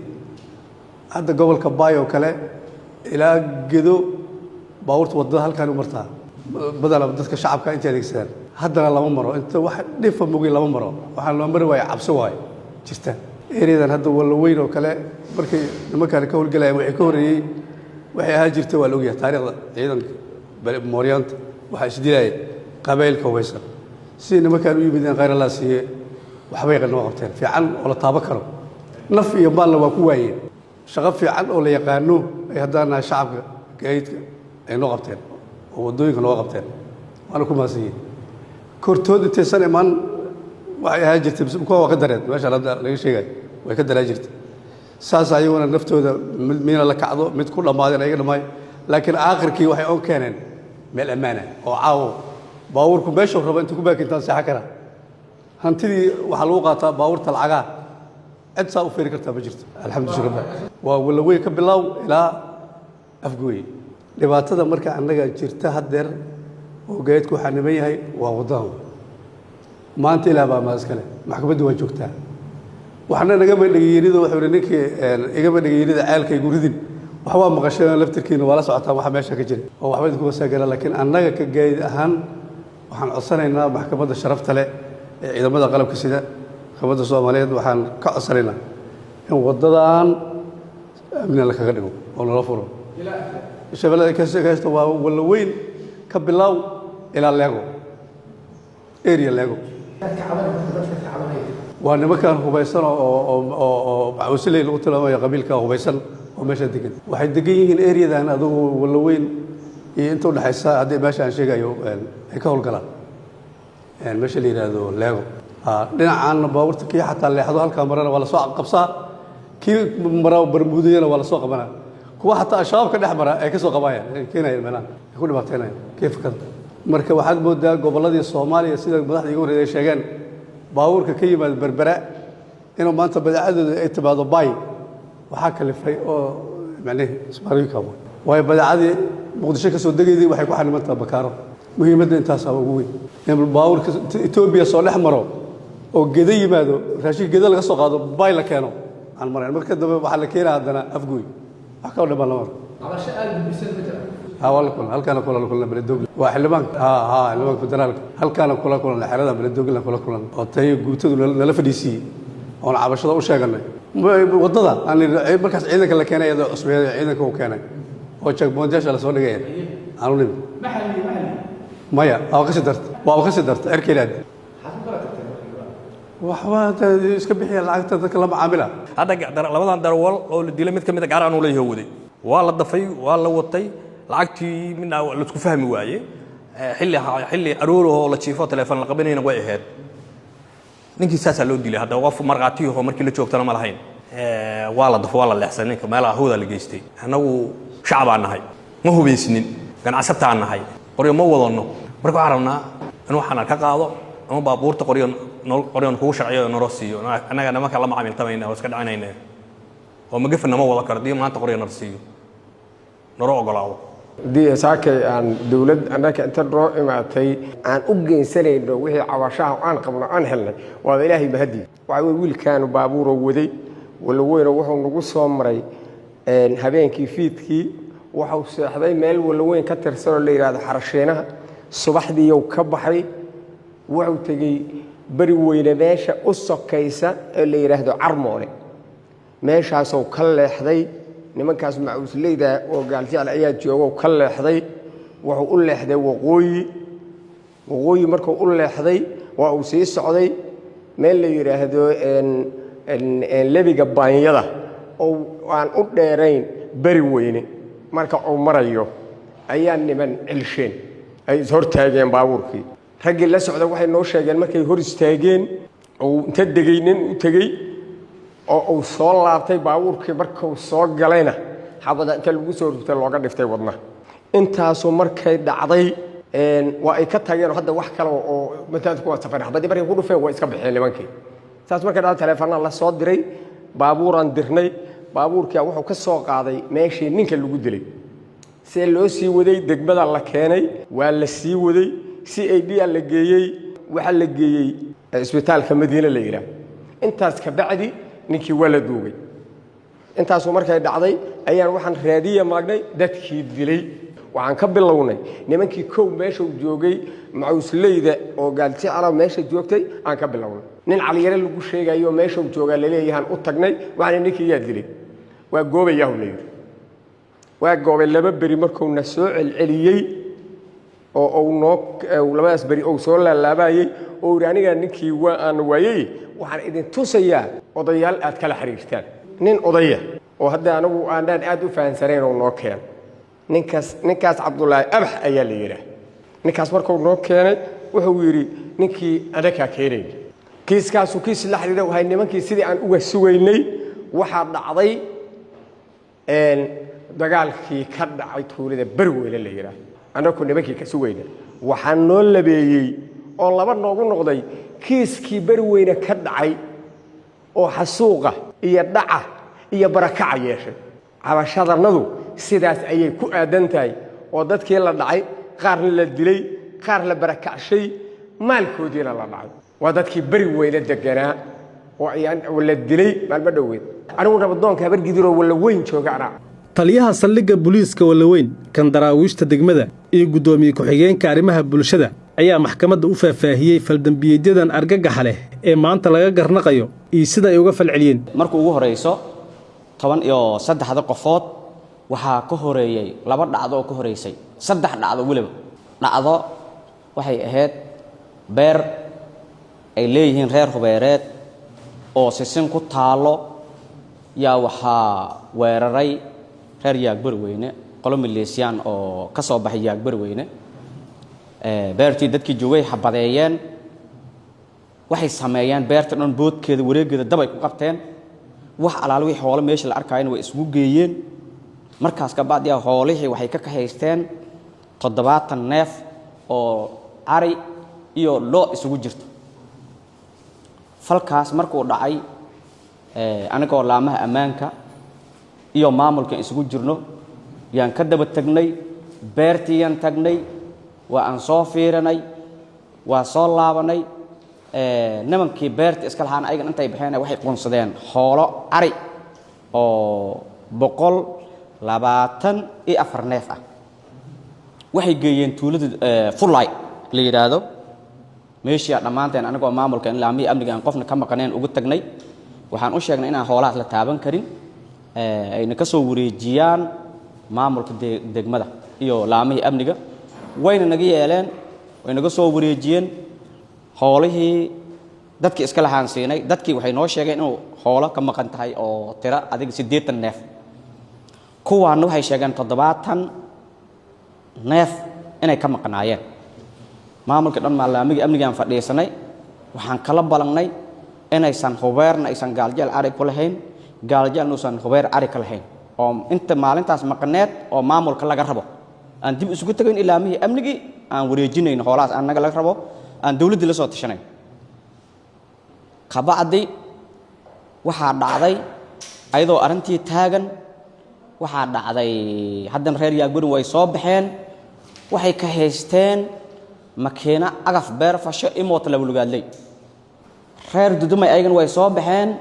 market aanu waday ka haysteen haddan reer Dudumay ayagan reer Hubeereed reer Yaagburin wayna soo baxay moot bahashan agafta beeraha fasho yay qaateen saddex oday oo moot la bulgaadlay wataana doontay waana ku darsadeen saddexdii qofood imootadii la bulgaadlay ahayd haddana laamihii amnigii iyo maamulkii sidii aan gurmad uga sameynay dadkina waan soo daynay agafta imootana waa soo celinay aygana gaarigii aanay saarneed waa u soo celinay waa ku kala wareejinay haddana dhowr beri ka bacdi reer Yaagburin way soo baxeen nin hubeer ah oo beer falanayo adii saddex qof ay ahaayeen yay soo weerareen mida kilid habad ka geliyeen oloosha ka soo baxday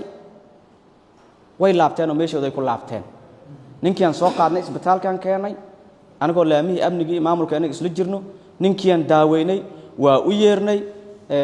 ninkii joogay markaas maamulkana la joogay oo Yaagburin weyne xageedii ahaa waxaan u sheegnay ninkii kiiskaas watay oo ninka habad ku dhuftay oo magaciisa la yiraahdo Nagaar Tuuray reer Yaagburin weyne way ha maleesiyada ninka habad ku dhuftay ninkaas watay waxaan u sheegnay inuu baxo Yaagburin weyne tago Nagaar Tuuray oo soo qabto habsiga keeno gudoomiye ku-xigeenka maamulka ka tirsanaa oo reer Gaaljeel ah oo walweyn nagala tirsanaa waa tagay ninkii u tagay meeshii uu istaagay nagaarkay is arkeen adiga dadkii deegaanka dhan ka soo baxay hal nin la wadaayo walweyn la geynay ma jirto adiga la faaq iska baxaali waa noo imaaday asagoo faaruqiisa ah arrintii markaan su'aalnay laamaha amniga anagoo fadhino maamulkeena xafiiska degmada fadhino yaa waxaan su'aalnay maxaa dhacay ninkii aan ku dirnay gudoomiyaha aawe waab isla joogteen waa is aragteen ninkii maxaa u keeni weysay maxaa noogu wada wuxuu noogu jawaabay waxba kama wado aniga waxaan meesha ka su'aalay markhaatidayna gudoomiyaha uu fadhiyo gudoomiyow arrintan haddaan maalin walba intaa wax la hadleeyo aan kor ka fiirino aan qofna sharciga loo horkeenin arrintan tilaabo laga qaadin dhibaata ka dhici doonta gudoomiyow arrintan u istaag naqo ninkii keenan haddii kale aan israacno labadeeni aan soo qabno wixii mas'uuliyad ka imaadan aan wada qaadano waa i diiday subax oo u dhuuntay xamar gudoomiyihii xamar markuu saan u tagay qolo kale aydan is abaabushay war la yiraahdo war Usmaan yay tageen daday aruuriyeen adiga tirada meeshana looga sheegay markaas warta waxa lagu dilaalay 13 qofood laakiin ma aan arkin aniga meesha waxa ugu tagnay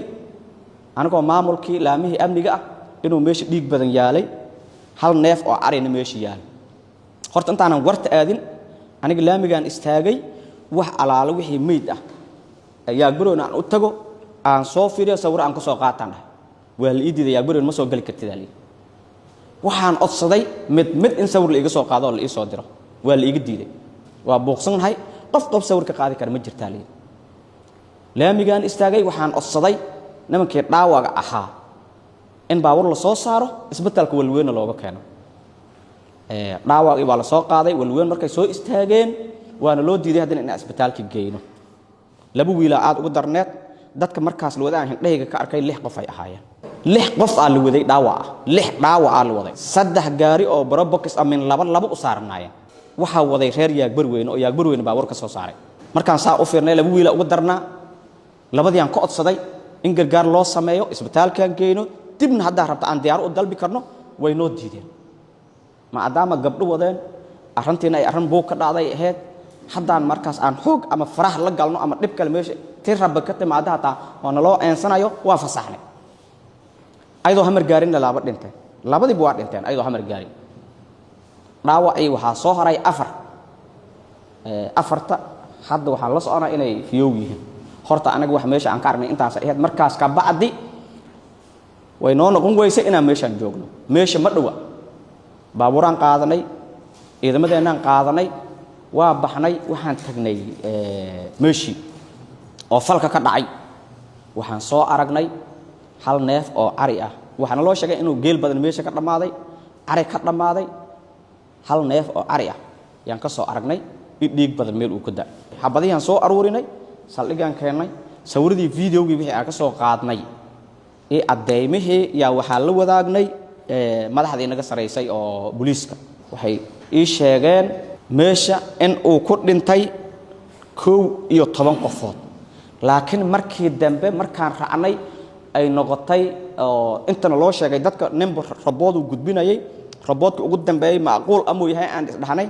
inay dadka meesha ka dhinteen ay ahaayeen 9 qofood labadii aan arkay oo dhaxda ka dhintay markii lagu daray 11 qofood ay noqonayaan laakiin qof dhintay oo miid ah aan kor istaagnay ma jirto wixii aan codsanayn waana looga diiday oo sawir ah hal in looga soo qaada waana loo diiday dadka inay ahaayeen 9 qofood falkaas geystay saddexna daraawul ahaayeen 6 qofna ay hubaysanaayeen 3 mootan ay wateen falkaas dadka geystay taas waxay ahayd taas markii dambe markay ka soo wareegtay adiga muddo adiga 2 toddobaad ama 1 toddobaad oo kale anigoo joogo Baydhabo oo fasax aaday yaa waxaa laga dilay ninkan owli baadidan oo yaa barweyn eerideeda asagoo habad lagu dhuftay oo naftana ku jirto yaa mooto lugta looga soo xiray waa la soo jiiday yaa barweyn la keenay markii la jiiday nafta ka baxday yaa barweyn markii la keenay asagoo miid yaa meesha la keenay markii dambe anaga ilaamihii amnigii meel walba anagoo iskaashanayno waxaa noo suurto gashay ninkii in la soo qaado oo looga keeno halkaas olooshan waa jeehneed gacanna waa ka maqaneed marka gacanta laga jaray oo argada lagu xiray olooshan waa la qalay dhagaxyaa la soo geliyay gacanta waliba inay tan bidixda eedan u malaynaa markii saan u yaalay gacan yaa ka maqaneed oo kumbut ah yaa ka maqaneed olooshan waa ka jeehnaa falkaas laba beri ka bacdi oo jimca ah anay markii warkaan dhacayba horaan ka soo orday habeenkii ticket diyaarada hata qof kale aan bariyaan ka reebtay maadaama meeshii uu boo kale uu ku dhacayo oo wax kale inay magaalada dhexdeeda ay ka dhacaan laga yaabo ay yaan soo orday markaan imaaday dadkii aan u yeeray waxa inaan magaaladan eerideeda qofna qof ka taaban karin wax qabiil muujin ama abaabulna meeshaan laga sameyn karin baabuurtan yaa gurweyn toos wadada u maraan idinkana aamartaan dadkii intaan sanfarnay wayna naga yeeleen magaalada gudaheedii wax dhib ama buuq oo ka imaaday ma jirin ayadoo 2 maalin ka bacdi aan joogo qodba ay tahay misaadka ku jirnaa waxaana loo soo diray qayladhaan in la qabtay qof ya meeshaan la yiraahdo gareeri lagu dilay salaadii aan galnay markaan ka soo baxnay waxa la yidhi waaba ka darnay waaba la gubay iska markii waa orodnay anagoo maamulkii dhammaanteen laamihii amnigii bartiyaan tagnay waxaan u tagnay ninkii oo wax yar ka soo horay welina gubinaay wax yarna ka soo hareen qof la joogtana aanan jirin kaligiisa ninkii aan dabkii aan ka daminay asagaa dhamaadayba wax yar ka soo haray ninkii aan sidii maamulkii aan ka soo qaadnay ku aasan arintaas markay dhacday waa soo baxnay magaaladii aan soo galnay magaalada markaan soo galnay waxaan aragnay meel walba oo video yaala oo la duubay oo lagu dul qaylinayo ninka dhagax ku dhufanay wax alaal wixii la arkay waxaan la wadaagnay madaxdii naga saraysay madaxdii markaan la wadaagnay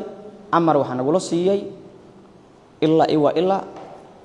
in dadkii meesha lagu arkay nolol igeerab aan ka keenay habeenkii aniga ugu dambeysay gudoomiyaha gobolka wasiirka amniga iyo taliyaha oo qadkiis kula jiro yaa waxay ugu amreen hadda intee joogta walweyn dhaqaaq 24 sano gudahoodii haddii dadkii dad ka mid ah oo falkaas geystay aad saldhigga keeni weyso adoo saldhigga ku jira aan kugu imaanaalay habeen ay tahay waa istaagay waa la bastay meel walbana waan wargeliyay in dadkii aan keenay gudoomiyaha la wadaagay wuxuu iga amray inaan shaqadii aan sii galno laamihii amnigii nala shaqaynay dhammaantood aan u sheegnay waa baxnay waxaan tagnay meeshii falka ka dhacay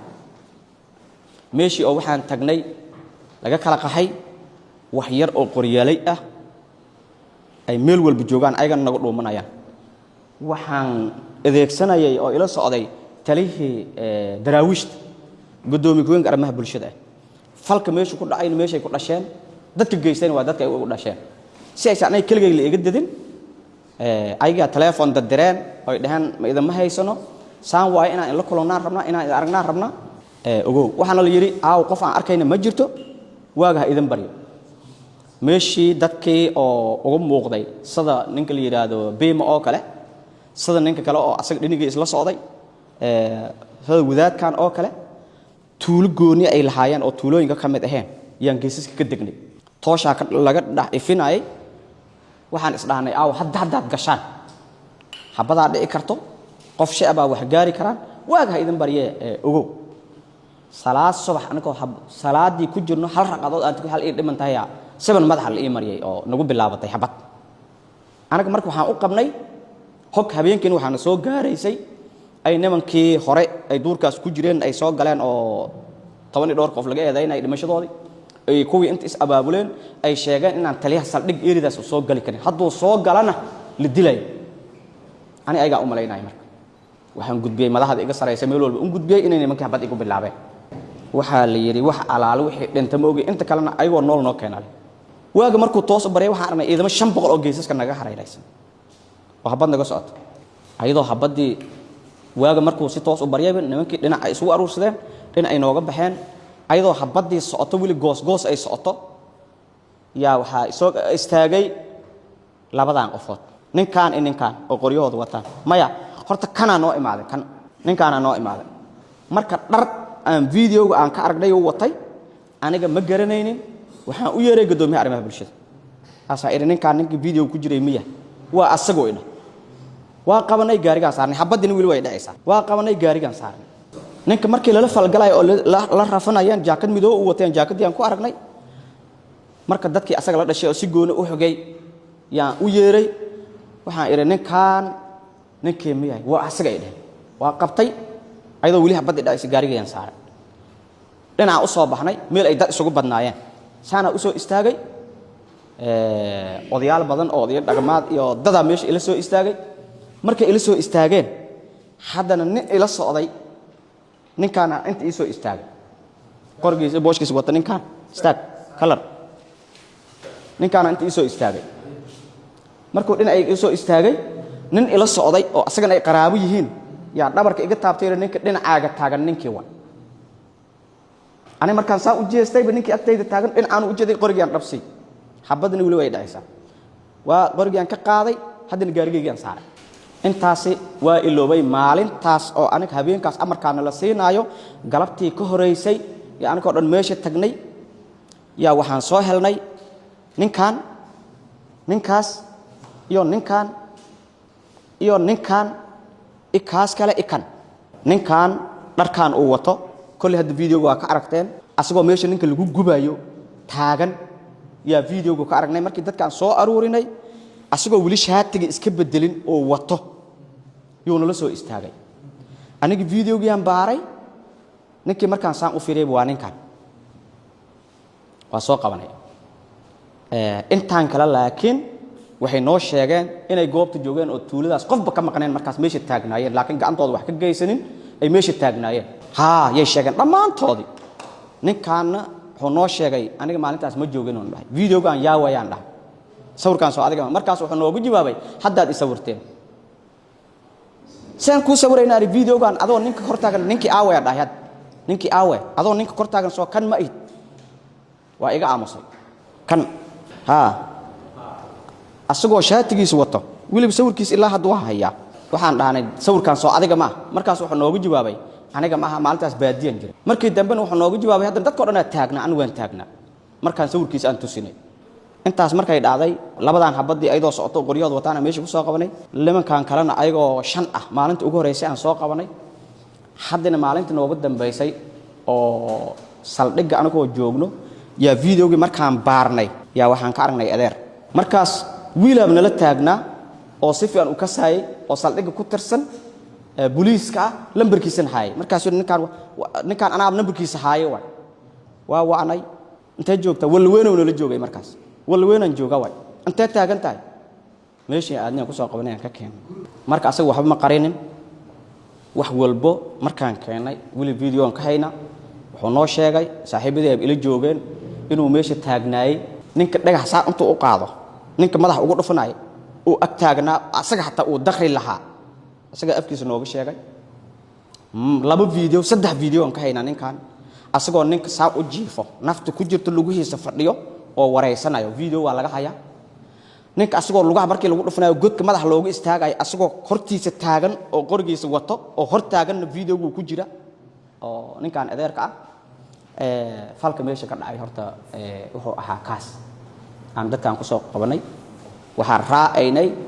maadaama falka uusan magaalada ku dhicin nin walba aniga waxaan ka soconay oo maadaama haddana dadkana si gooni ay baadiyada warkaas uu ku dhacay oo dhibaatada ka dhacday nin walba meeshaan ku aragnaa taargeedigi noo ahaa waxaan weydiinaynay ayaga nin kamid ah ninka ma taqaan ninkan hebel la yiraahdaa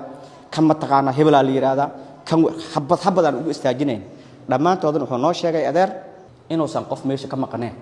laakiin ninka uusan habad lagu dhufanin oo dadka sidii bud loogu dhufanaay oo masaar loogu dhufanaay oo dhagax loogu dhufanaay oo nafta ka baxday intaas uu noo sheegay asagana hadda waa kana hal habad laguma dhufano dhahay dhagax bud masaar intaas la lagu dilay dhahay laakiin sababta ay ayaga lahaayeen sababtoo ah ayaga soo waday oo shacabkaas dhageeyay askartaana soo waday dad qoryaaladii ah yaa soo wadeen oo asaga uu koow ka yahay ciidankan waxa taliye u ahaa nin abshir la yiraahdo adig saddexdaan qoryay wadeen afar kale oo hadda maqan inta aan meesha ku aragnay afar kale maqan had nin la yiraahdo Biima nin la yiraahdo Bakar ma Barrow nin la yiraahdo Jamaal iyo nin la yiraahdo Abdullah Garan Maldan afartaas maqan ninka ushka garaacayo ninka ayaga waxay ka soo qabteen meelahaas habaday guriyeen uu ku cararay war uu dhaxgalay biyahay ka soo dhaxbiyeen way garaaceen ayaga shacabka dhaxgeeyay ilaa bilaa dhamaad adeer waa la socday kama xarin meel wala video-gaas uu ugu jira hadalkiisi yay fahmi waayeen anay wareysi la igu yeeray laakiin ninka markii warta laga soo saaray oo la legdaayo oo madax looga istaagay oo fadhiyay oo ninka oo hay wili haddana asagoo baraalaati ah oo dhulku ku dhacay oo nafta ku jirto aan hadli kadin oo hadal lagu dirqinaay lugihiisa soo fadhiyay haddana asaga wareysanay video-giibu ku jira waxna uu ogyahay wax walba marka fadhaadada meesha ka dhacday waa taas eelka arintiisi waxa u dhacday 2 maalin ka hor yaa wiil krishboy ah oo eelka joogo yaa niman Maleesiyaanka waxay dhaheen waa ka haysanayna nimankan waxay dhaheen ninka eelkaani uu joogo lama ka xin karo waa ka xina waa la isku dhacay ko Maleesiyaanka midaa ku dhaawacmay gacan ana wacay nin la yiraahdo Aliyariis yaan wacay waxaan u sheegay aliyo wax falka meesha ka socda maxay tahay arintaas waa daba galnay wiilkan aanu istaafkayga ahaa anaana daaweysanay dadkan waa hal marinay oo meesha laga weeraray wax dhibana ma jiraan weeyna 2 maalin ka soo wareegtay ninka la yiraahdo marxuumka dhintay oo ilka asal la yiraahdo wuxuu u tagay habeen iyo eelka tagay nin waardi ah abdimidoow la yiraahdo isqabteen wuxuu dhahay Allah aduu leeyahay iga tag hadayga meesha marka dhibaato ma dhicin waa ka soo tagay subaxii uu ku laabtay meeshii ku laabtay wiil abdimidoow waardi 9 saac ka wareejiyay oo meesha fadhiyo yay murmeen sidana loo sheegay kan qoriyo furtay waxa xabad mariyay marka uu bilaabay wiilka eelka joogay saacadaymi aan baarnay aan ku helnay ninka ilkaas marxuumka dhintay xabada ku dhacday asagoo dhacay oo si xiilay xabada kale u firdhiyay asagana shaab ah oo la yiraahdo magiisi hadda inaan liiska ka baaray noqonaysa oo shaab asagana xabadii ku dhacday kanna waa dhacay kikal xabad ma gaarin marka oo eelka joogay dadkii soo ordeen meeshii la isugu imaaday labadii miid baa la soo qaaday kii oo wiil kale reer barbaara oo wuxuu ah reer daafeed ah gaariyana loo soo saaray saldhigan loo keenay mid kalena waa la soo qaaday magaalada la dhigay magaalada markii la dhigay kooxdan oo Maleesiyada oo baasleyda inta degan oo magaalada afkeeda degan yaa loo imaaday waxa la yiraahdaa daraad waxa la bad lagu dhuftay wiilkaas haddana ilka asaa la dilay inta lagu dilay eelka lagu dilay ayaga marka midig ma baleehan say u socdeen eelkay weerareen oo guri intay soo jabiyeen oo soo dhaxmareen dhanka kale ka soo galeen wiliba eel saasa eelka habadiisa ka bilaabatay waxa meesha naf ku waayay 4 kale waxa ka dhaawacmay 5 qofood waa tii aan isla taagneen oo aan telefoonada meel walba aan ka doodaynay ahayd markaan wacnay oo aan kala hadalnay anna aan la hadlay adna aad la hadashay oo la yiri habadii jooji ma aysan joojin ilaa dadkii ay ka dhamaadaan meeshii aadnay markaa tagnay ninkii meeshu gubsan aragnay ninkii aragnay adabaara galbiga galabtii ahayd markaa meeshii tagnay ninkii aragnay kadib waa baxnay tuuladii tagnay jabaan iyo darina soo qaadnay ninkii god u qadnay waa soo duugnaa soo laabanay maalin labaad aan baxnay degmadii aadnay meesha oo ninkii lagu gubay dad fara badan oo soo qabanay awraysan qaar ka mid inta ku jiraan bad inta joogaan degmadii keenay maalin labaad habeenkeeda anagoo howlgal ku jirno nimankii ninka goobtuunkeeda ku jirno anagoo meesha anigii taliye israacnay gudoomiye arrimaha bulshada meesha aan aadnay nimankii hoosh aan ku jirno xilli salaas wax ay tahay aan soo weerar noo soo bilowday wixii ka dhacay meesha xabada ka dhacday nimankii gadaal ay ordeen waa soo laabanay yaa ku soo qaban markaa 3 qof kale ya niman gaajacay soo weerareen dowladii anaga barnaamijka aan ka fulinayn hoosh aan ka wadna been ahaantaas saas waxna soo weerareen markaan nimankii xabada meesha ka dhacay nimankii way jabeen 3 qof kale soo qabanay waa keen degmadii keenay ninkii la gubay marka oo la gubay qof bini aadam ah ninkii macaa jiridiisii food ma sheekay ninkii oo la dilay oo lagu waa maqlabas agartan aan ku baxnaa anagana jirid banaanaha ka maqla laakiin jiriis ma sheekay fiyawnti ma sheekay ilaaha og dadkii hoosha ku sameeyay asiga ilaahay isoo inuu jirna inuu xanuunsan maqla laakiin ninkii in la dilay oo la gubay aan maqla waan ku baxnaa arinta kale ka hadeystay suuli oo malayna suuli xilli aan lisoo magacaaway nin muxuu ahay baadiyo ku rojirha adhaa ka gari dhaxdana joogay marka nin anaga xukumayna ma ahayn maqaranta isku sheego waa lisoo magacaaway maanta soo magacaaway way imaaday maxaa dhaniyo daraawish ay soo magacaaway saddexda cunug kula jirto iyo macal adiga daraawish ku soo feela meeshan qof aan ciidan qof kale ma joogay way hadal diiday woo baxay duurka ruusi gala meel shabaab markas imaado oo shabaab xukumo waay ilmo oo yiraahdo ma jirto saddex cunug ma soota saddex cunug wala taga saddex cunug ma iimaan kaligiisa ay imaado bas saddex cunug wala tag duurka la gala daraawish kama dhahan saddex asal daraawish kama dhahan daraawish ma iimaan wiis oo ma iimaan daraawish asiga daraawish inuu soo daray xilli hore daraawish kama dhahay suuliga markii asiga aan soo daray oo horiyo kama dhahay jiray aqdi markii li soo magacaabo marka aan u waayeen la saddex cunug la wiilkeen aan dhahay meeshan ciidan ku soo feel aan hayna way hadal diiday saddex cunug oo duurka la gala dambana isma waayeen mana iimaaneen asiga ma sheegi karaan iimaantaas ku kay dambeeyaan asi ma sheegi karaan maadaama aad daraawish ku deegaanka tahay in ka lagu kala madidin staff oo wato wala soo ka dhaqaaqaysa oo saliga adoo qofka ku yeesho ma lama soo dhaqaaqaysadaan dhaqaaqas lama socdo maana soo kay dambeeyaan deegaanka markuu soo galo maxaa sameeyay asiga deegaanka soo gaarsiin ma sii baxay deegaanka ma soo laaban ma soo laaban deegaanka ma iimaan maanta ana arkeen isku kay dambeeyaan asi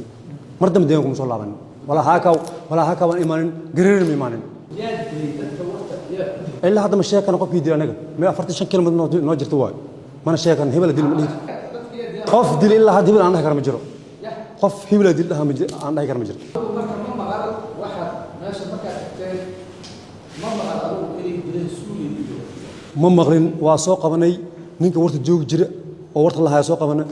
waxba nooma sheegin qofka oo duubanay naaga soo qabanay meesha maqaayada ku shidaadeen waxaan dhaayeen nimankaas ma arkin mooto ku umaadeen afkaan u duubanay hebel ma dhihi karno dad waxa leeyahay maya ma maqlin maadaama taliin daraawiishta amniga la qaabsan saddex iyo toban qof hal war lagu degmadii adiga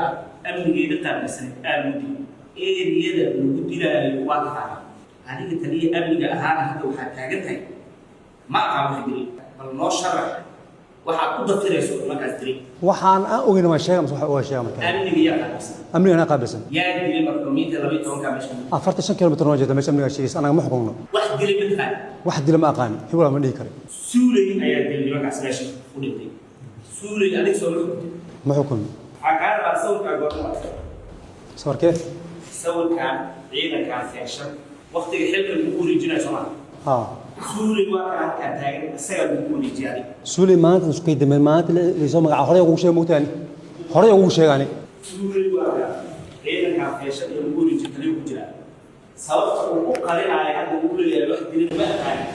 أنا أقول شيء مقتل مية مع شيء سوليا سوليا سوق شيء ما عندي كو حق اللي هو وريجي أنا سكوي دمي أقول هاي قول قاسة تقني عينك أقول صفر هاي وين بديني هرس كباحي أنا أقول محكوم جريمة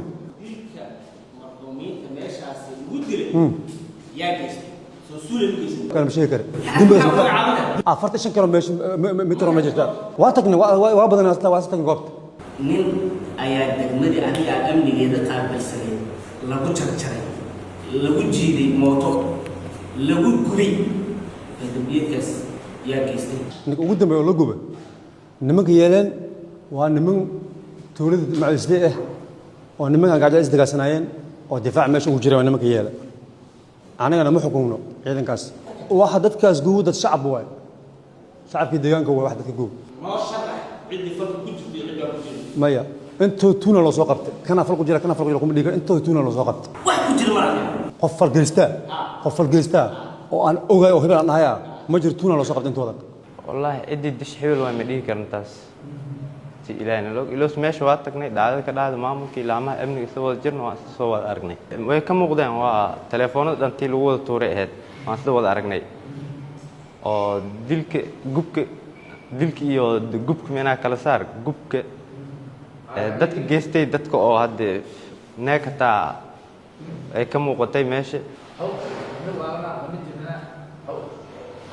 waxaan maqlay in waali lagu tilmaamayo aan maqlay waa ka inaa kor tagay aan ma xaqiijin ma la hadlin mana arkin ilo sigoo geeri ah oo guban aan meesha ugu sii tagnay miday abshir dhahaan barow miday dhahaan mid biim ay dhahaan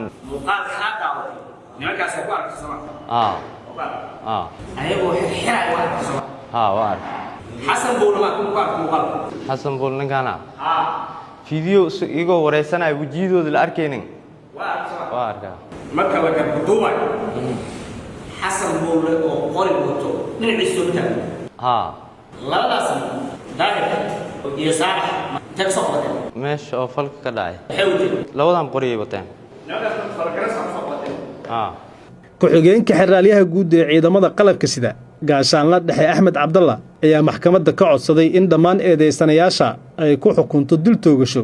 iyo in maxkamadda ciidamada ay xirto taliyaha daraawiishta degmada Walaweyn oo lagu eedeeyay inuu qarinayo mid ka mid ah maleeshiyaadka 12 qof ku dishay deegaanka warta Cismaan ee degmada Walaweyn waqtiga ay nasiisay way ku maasan tahay maxkamadda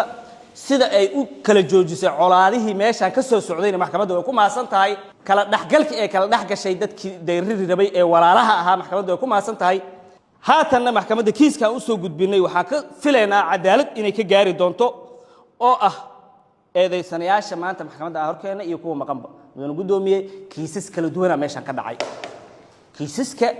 waxay ka soo bilowdeen bishii 9aad 27keedii nin la yiraahdo Suuley oo shabaab ahaa oo sida shabaabkii camal gafuurka u soo duubtay ayaa wuxuu laayay 12 qof oo laayay 7 qofna wuu dhaawacay mudane gudoomiye Suuley fakad waaye maqna waaye laamaha amnigu waa ku raad joogan waarankiisana waa jiray mudane gudoomiye Suuley markii falkaasi uu sameeyay kadib waxa ku soo xigsaday sida musalsalka camal Suuley dadkii uu laayay niman iska dhigay inay maxaa la dadkaas ka damqadeen camal oo uu kamid yahay nin liidaado Ali Riisow nin liidaado uu kamid yahay oo yaqbar weynadaas durkeeda ku dhuumaaleysanaayo ayaa asagana wuxuu sameeyay faldambiyeedyadaasi maxaa kamid ahaa marka nin liidaado waxa la dilay Cismaan Owliya la dilay caloosha laga baxay gacan laga gooyay kadib maxaa ku xigay waa la soo baxay nimankaana hadana waxay dileen nin maskaxda loogu jiro oo 33 sano waalana xanuunsana oo cadeen aan u hayno oo meesha ku xirnaa meesha ku daaweynaa la yaqaano ayay soo qabteen waa jarjareen dab ayay qabadsiiyeen nafta ayay ka qaadeen waa jarjareen kaliya waa jiideen xataa wax walba oo falxumaa ay ku sameeyeen mudane gudoomiye dad eedeysanayaashan iyo kuwa maqanba heer ay xataa lafihiisa markii ay karsadeen lafihiisa ay ku dhedheelaan ay bilaabeen mudane gudoomiye waa fal aan weligeed ka dhicin Soomaaliya waa fal ugub ah waa fal xataa dadka aan Soomaalida ahayn inagu caay karaan waxa geysanaya waa eedeysanayaashan iyo kuwa maqan mudan gudoomiye suulay 12 qof oo horta dilay eedeysanayaashani waxay dileen inay dileen oo xanuunsan oo dhimirka looga jiro ee jarjareen oo gubayna suurad xumeeyeen Ali Yariis wuxuu geystay nin la yiraahdo Usmaan Ooliyen waa dileen ceel meeshaan ku yaalana waa gubi 4 qofna uu ku dilay ceelkaas 5 qof oo kalena uu ku dhaawacay asaga iyo maleeshiyada hogaaminay suulay iyo maleeshiyada hogaaminay 12 qof oo dilay intaan iyo kuwa kale maqanayaala oo cadeemahooda iyo sawiradooda iyo waxa dhinac soo bandhignay inay gubayno isugu tageen hal nin oo dhimirka looga jiro hal kood xitaa waa ka roonaan waay hal xabo oo loo naxariisan karo mudan gudoomiye kuma jiro sidaas darteed mudan gudoomiye bacdama soo bandhigay cadeemo marag muujino muuqaalo dambi muujinadii hubkii ay haysteen falka ay ku geysteen maadaama soo bandhigay maadaama uu kiiskan u cadiya si clear ah mudan gudoomiye si fool xumaas magaca Soomaaliyeed magaca islaamnimo magaca degmadan wala weyn ay ku dheelayaan waxaan maxkamadda sharafta la ka codsanayaa in eedeysanayaashan iyo kuwa maqanba ay ku xukunto dil toogasho ahna qisaastii marxuum Isaaq Daawud Maxamed sidoo kale maxkamadda sharafta leh waxa ka codsanayaa ninka la yiraahdo Ali Yariis Ali Isaaq Guuleed ama lagu naaneeso Ali Yariis Fuad Ahmed Maxamed Ismaan Nuunow Ciise Cabdi Maxamed Canan lagu naaneeso Xuseen Maxamed Qaasin Maxamed Gani Xaraash Daami Shigshigow Xuseen Gaabow Xasan Goobe Isaaq Daawud Duqow dhamaan maleeshiyaadkii 40 nin ku dishay ceelkii gubay Ismaan Ooliyen dilay in ay maxkamadda sharafta leh ku xukunto dil toogasho ahna qisaastii dilalkii iyo dhaawacyadii iyo falalkii gubidda ahaa ee ka geysteen tuulada Dudumay iyo yaqbari weynaba ay ka geysteen darteed ay ugu xukunto maxkamadda dil toogasho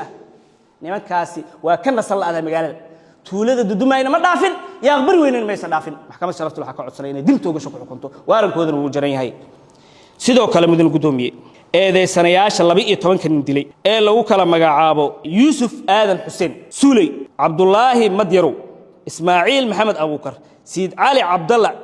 Cali Maadi waarna maxkamadda u jartay 12 qof oo shacab ah oo aan wax ka galabsanin oo xoolo dhaqato ah xoolahooda dhaqanay ay dileen mudan gudoomiye todoba kalena waa laayeen waxa kale oo mas'uuliyadda kale ee gadaal ka dhacday ayaga mas'uulka mudan gudoomiye Suulay markii uu dhuuntay oo fakaday abshiro meesha uu sii dhiibtay saadateed mudan gudoomiye waxa maxkamadda sharafta la ka codsanaya dhamaantood in lagu xukumo dil toogasho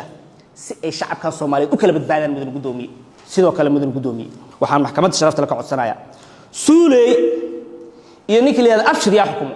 waxa xukumo taliyaha mas'uuliyadiisa uu gudan waay dada meesha la laayay kuwa la dilay gudoomiye taliyo uu yahay inuu sheegal rabo yiraahdo Suulay ay geysta falkan inta yaa dadka gubay abshira mas'uulka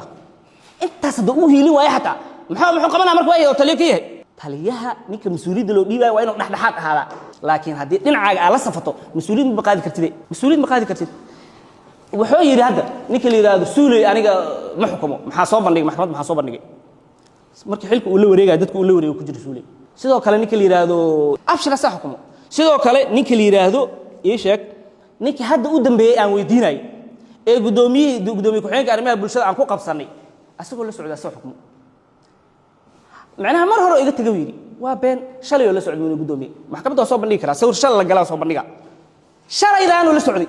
yoo ku jira ninkaas ma taqaana mudan gudoomiye dadkii 12 dilay ku jira mudan gudoomiye ilaahay ma laga cabsado mudan gudoomiye in alla laga cabsada fiican xilkaan ahaysid iyo mas'uuliyadan u haysid si ilaahay kula ogyahay oo guutaan raa ma guli ka tilmo oo qabyaalada ka badan qabyaalada kugu Soomaa iska dhig toos ula safadin akalno Suulay garbkiisa tag ma aha qaban nimankano adduun waxaan la weydiin aakhir waxaan la weydiin mudan gudoomiye waxa maxkamadda sharafta ka codsanaya in taliyaha daraawiishta xilka laga qaado kow nimanka uu difaacayo oo abshir oo Suulay oo ninka hadda staafku ahba haduu soo xiri waayo oo isla hadda soo xiri waayo in booskood asaga lagu bedelo oo asaga maxkamadda ay xukunto in xilka ay ka qaado in nimankaas hadda keeni waayo hadda staaf uu yahay ninka sheegoy 12 ninka dila waayo staaf uu yahay mudan gudoomiye hadda keeni waayo mudan gudoomiye booskiis in asaga lagu bedelo asaga uu qaato mas'uuliyadeeda oo asaga lagu xukumo maxkamadda sharafta leh waa mahadsantahay qareenka eedeysanayaasha Abuukaate Hanad Khaliif Shalaqbeen ayaa duray eedda xafiiska xiraalinta ciidamada qalabka sida isagoo bari yeelay muwakkiliintiisa una codsaday in la siiyo xoriyadooda mudana gudoomiye xafiiska xiraalinta waxa waajib ku ah marka hore in uu iswaafajiyo falka dembiga iyo natiijada meesha ka dhacday sida uu qodobka 110 xeerka habka ciqaabta Soomaaliyeed waa inuu u cadeeyaa si aan shaki ku jirin ma dhacdo maanta ma dhicin xeer ilaaliyuhu wuxuu halkan la yimid oo project u soo diyaarsaday waxaan ku tilmaami karnaa waa khayro iyo sheeko sababtoo ah asoo khayraysan uu noo sheekay madow gudoomiye meesha waxa ka dhacay fal dil anagu ma diidanin inuu dhacay dil la dilay marxuum Isaaq laakiin Isaaq yaa dilay Isaaq ma rag maanta halkan taagana dil waa may waxa dilay oo xeer ilaaliyuhu uu halkan ka sheegay liibaan abikir oo biimo inay Cabdifataax Geesdir awe maragana ma ah oo biimo Geesdir waa rag liiqaano waxay joogaan Dumay waa ragii soo qabtay dilay jarjaray gubay waxa lagu haystaa nimanka odayaasha reer miyiga ah masaakiinta ah xeer ilaaliyuhu ma keen cadeen muujinayso ama uu dhahayo daahira dilay Isaaq dilay Xasan dilay Maxamed dilay ma keen uu noo sheekay xeer ilaaliyah sheekada social media dhex taalo ee ku saabsan dilka marxuum Isaaq iyo xeer ilaaliyuhu maanta wax uu la soo shirtay waxba kuma kala duwana sideedan markii maxkamad loo taagay mudan gudoomiye waxa loo baahan yahay waxa lagu doodo inay noqoto qodob qaanuuni ah ama xeer ama aayad quraan ama xadiis intaas kuma doon xeer ilaaliyah uu noo sheekay oo kuma siin yahay si qiiraysan oo Soomaaliyeed ku jirto loogu hadlay mudan gudoomiye garsoore maxkamadda sharafta leh caadiyan qofka Soomaaliga ah markii ay dhibaato dhacdo tilaabada ugu horeysa uu qaada waxay tahay inuu tago goobtii falkii ku dhacday muwakkiliinteedu maxkamadda horteeda looma keenin wax dhaafsiisan in ay goobtaasi tageen ninka odayga macallin waay asoo yaabano masaajidka soo buxuu yimid goobta uu dultay xaraali wuxuu yiri waa kaasa uu dhaanteena muxuu dhaanteena way yaabaya meeshuu taageen waxa ku soo Xasan Buule waa oday nabadoon beeril ah qori uu wato waa RBD waxa ku jirta laba baalood buuqi markuu maqlo soo baxay wuxuu isku day inuu ka celiyo oo biimiyo la taageen wuxuu leeyahay ninka oday ka daaya waxa loogu dhigay inuu dilay lama keen Xasan Buule shacabku u dhafnaa lama keen Xasan Buule gubay lama keen qodob ugu weyn lagu soo eedeeyay waa 434 waxa loo siraacay 71 oo ah wada jir macnaha si wada jir ah aad waxaad u disheen marxuum Isaaq Daawud mudan gudoomiye garsoore maxkamadda sharafta leh hal cadeen ama marqaati nool oo maxkamadda horteeda ka marag furi karo inay marxuum Isaaq Daawud dileen muwakkiliinteedu looma keenin sidoo kale gudoomiye xeer ilaaliyaha iyo taliyaha saldhiga waxay halkan ka hor cadeeyeen in la yiraahdo Suule inuu yahay qaatilka ugu weyn dhibaatada geystay Suule hadda waa kuma Suule wuxuu ku tirsan yahay ciidanka daraawiishta laba bil kor waxa lagu wareejiyay taliyaha daraawiishta oo ninkan ah taliyahana mas'uuliyadda markuu xilka la wareegay waxa kamid ah ciidanka agabka saanada iyo goobta inta uu la wareegay magaalada Walaweyn waxay mudan gudoomiye waxa joogo in ka badan 2 guuto ciidan xoog dalka ah ciidan daraawiish ciidan booliis mas'uuliye oo bima laga soo qaaday Dumale waa may siyaas darteed si waafaqsan qodobka 115 waxaan maxkamadda ka codsanayaa in la baabiyo anagu markasto ma diidin in cadaalad loo helo marxuum Isaaq Daawud laakiin sax ma aha cadaaladu meel aysan jirin in la galiyo صح ما العدالة الإعداء كل ذي الحق حق قف كستوا إن حق هذا الشيء sidoo kale mudan gudoomiye garsoore maxkamad sharafta leh maadaama xeer ilaaliyuhu uu ku guul dareystay mas'uuliyadii uu xeer ku saaray waxaan maxkamad sharafta ka codsanayaa in la cuskado qodobka 112 xeer hab ciqaab Soomaaliyeed oo lagala noqdo eeda insufficiency de la prova lama keen cadeen la'aan awgeed